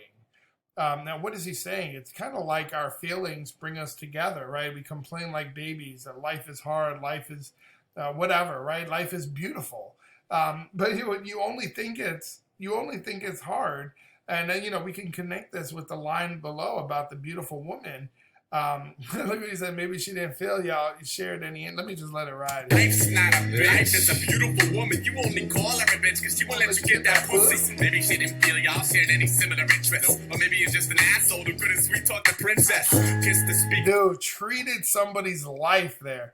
Maybe you're just an asshole who couldn't sweet talk the princess. Man, I did not expect that in the middle of the song. It's kind of out of place, but it's like, oh shit, this is hip hop, right? I almost, like, nobody said anything about money, hoes, and rims. I thought I was in the wrong place, right? Camp Icarus, raw Bittercrafts congregating and pampered for bickering. Life's not a bitch. Life is a beautiful woman. You only call her a bitch because she won't let you get that pussy. Yeah, so he's talking about our failures, right? We complain that life is hard, but like a lot of people complain that these lyrics are too complex, right? Life is hard because maybe you don't know how to live life the appropriate way. Maybe you don't understand these lyrics because they're not for you, or you don't have the intellectual capacity to process this, right? It's not for everybody, and that's okay, right? I learned this long ago, that there needs to be a market for other types of music, right? They're like they say, not everyone can go to college. We need some people to do other jobs too. There's the trades, there's all this, right? Like I remember I used to have buddies, and they would always, we used to go to clubs and bars, and they'd always be like, yo, how much is it? I was like, bro, if you got to ask, this probably ain't for you, bro. Right? You got to have enough money to buy a couple drinks when you're there. Maybe do it, maybe get a cab or Uber, whatever it might be. But man, bro, if you have to ask, like, yo, is $20 enough for the night? Like, right? Maybe this ain't for you, bro. Maybe she didn't feel y'all shared any similar interests. Or maybe you're just an asshole who couldn't sweet talk the princess. Yeah, maybe you don't know how to live. Maybe you're going against nature, or maybe you're just an asshole or a prick, right? The speaker wire, Peter Pacifism pegging threshold. Threshold. Couldn't sweet talk the princess. Kiss the speaker wire, Peter Pacifism pegging threshold. Stomach full of halo kibbles. Wings. Man cast black upon visuals. Hit a duck hunt threshold. Stomach full of halo kibbles. Wingspan cast black. Stomach full of halo kibbles.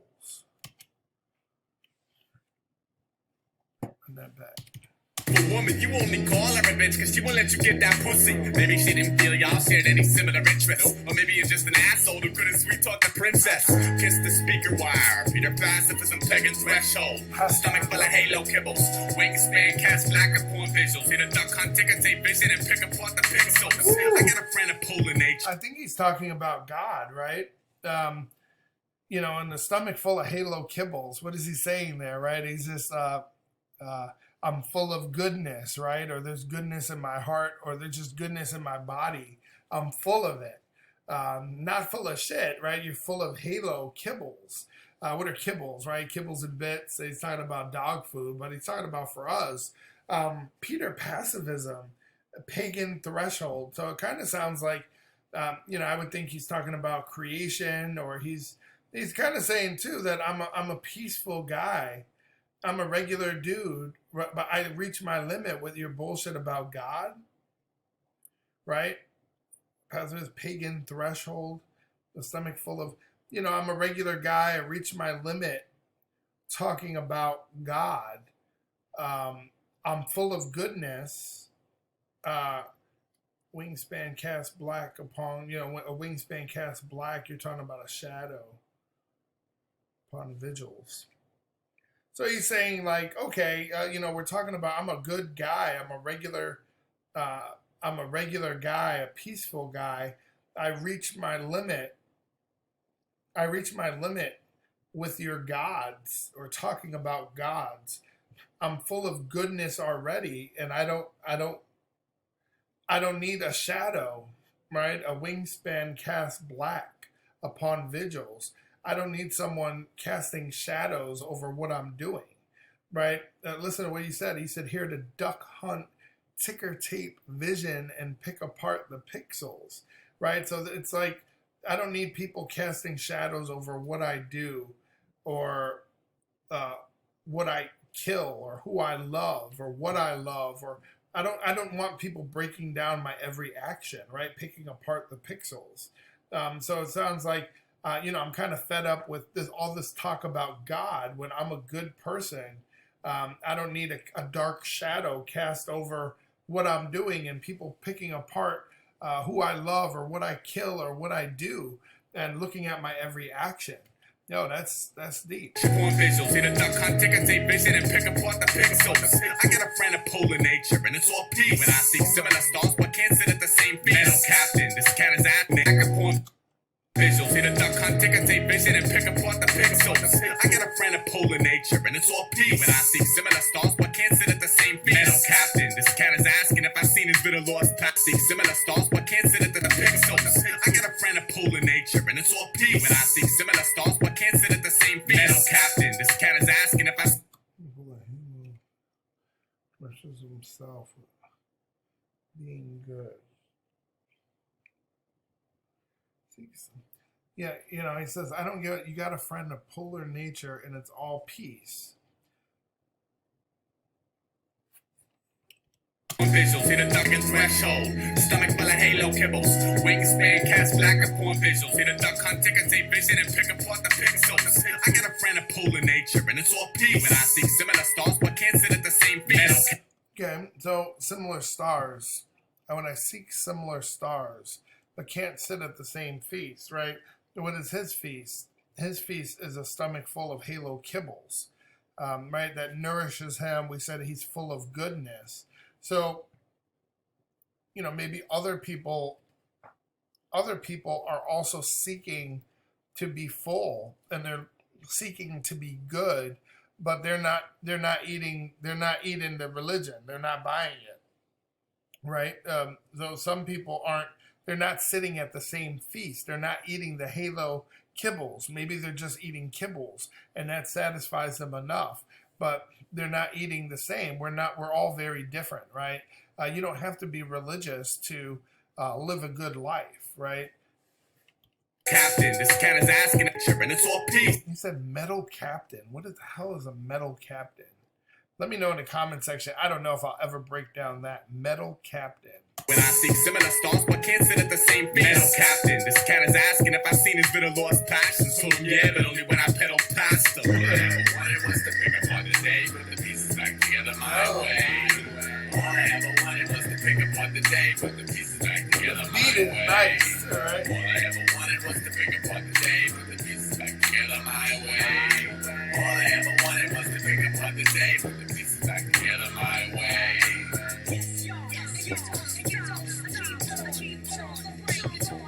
Even that chorus can be used as a breakdown, right? Listen to what they're saying. It's classic in hip hop, right?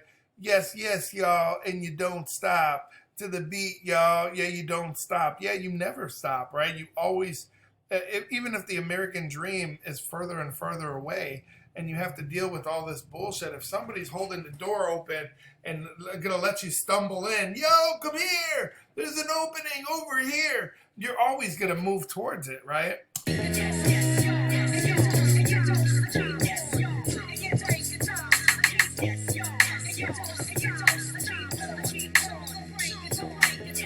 Not another verse? Hey, South, is not another verse? Ooh, I was feeling that. Man, yo, if you guys are a fan of intellectual breakdowns and you're a fan of really intelligent music and artists that have something intelligent to say, man, show some love by subscribing to the channel. I know a lot of you check out the videos and like the videos and mad love, but we're really trying to grow this platform so we can have more of an experience, right? I want to have intellectual conversation, debate what different lyrics are, and I'm really looking forward to getting into some A$AP Rock. I went into another artist, Toby Wigway, and we ended up doing like 60 or 70 of his songs. We got him down in a playlist below. I think now we're at about 400 videos, but I'm really looking to grow that database. And man, A$AP Rock I've never heard anything like this. I actually saw something online, and somebody said that there was an artist that was, what was his name? They said there was an artist that was similar, named Atmosphere. I don't know if any of you guys know who Atmosphere is, or if you're in the underground hip hop scene, but let me know if he's worth checking out, or if we should stay on Aesop Rock. Is there anything that's as complex as this? Because I'm telling you, we finished a song, and I'm still like, I don't know if I was right about all of this, but from what I gathered, it kind of felt like he's talking about the push and pull of good versus evil, and I think we could relate a lot of it to that Greek mythology, right? In the story of Icarus, it's about finding balance in anything that we do. And the American dream, it's not that we can't get the American dream, but it's also that people are shitty. People are just straight full of shit. And he sounds like somebody that doesn't, I don't want to say doesn't get along with people that well, but it sounds like somebody that doesn't fuck with people too much, right? Talking about brick walls and talking, sounds like he's somebody who's not optimistic about everything going on in the world. But it's something that's very complex, right? But I'd have to say that it's about the American dream versus the American nightmare, and how it's always been good versus evil since the beginning of our history. And it's an ugly history, but it's who makes us who we are. And people are the same way. There's a lot of ugly people, like, yeah, mom. No, there's a lot of ugly people, but there's a lot of good in people too. And just because we don't worship God doesn't mean that we're all evil. Some people still want to be good and have good, are good people, but they live life differently. Man, that's just one of the sickest songs I've ever heard. I'm really looking forward to getting into some new Aesop as well. Man, show some love, like the video, subscribe to the channel. Let me know what other Aesop we need to get into.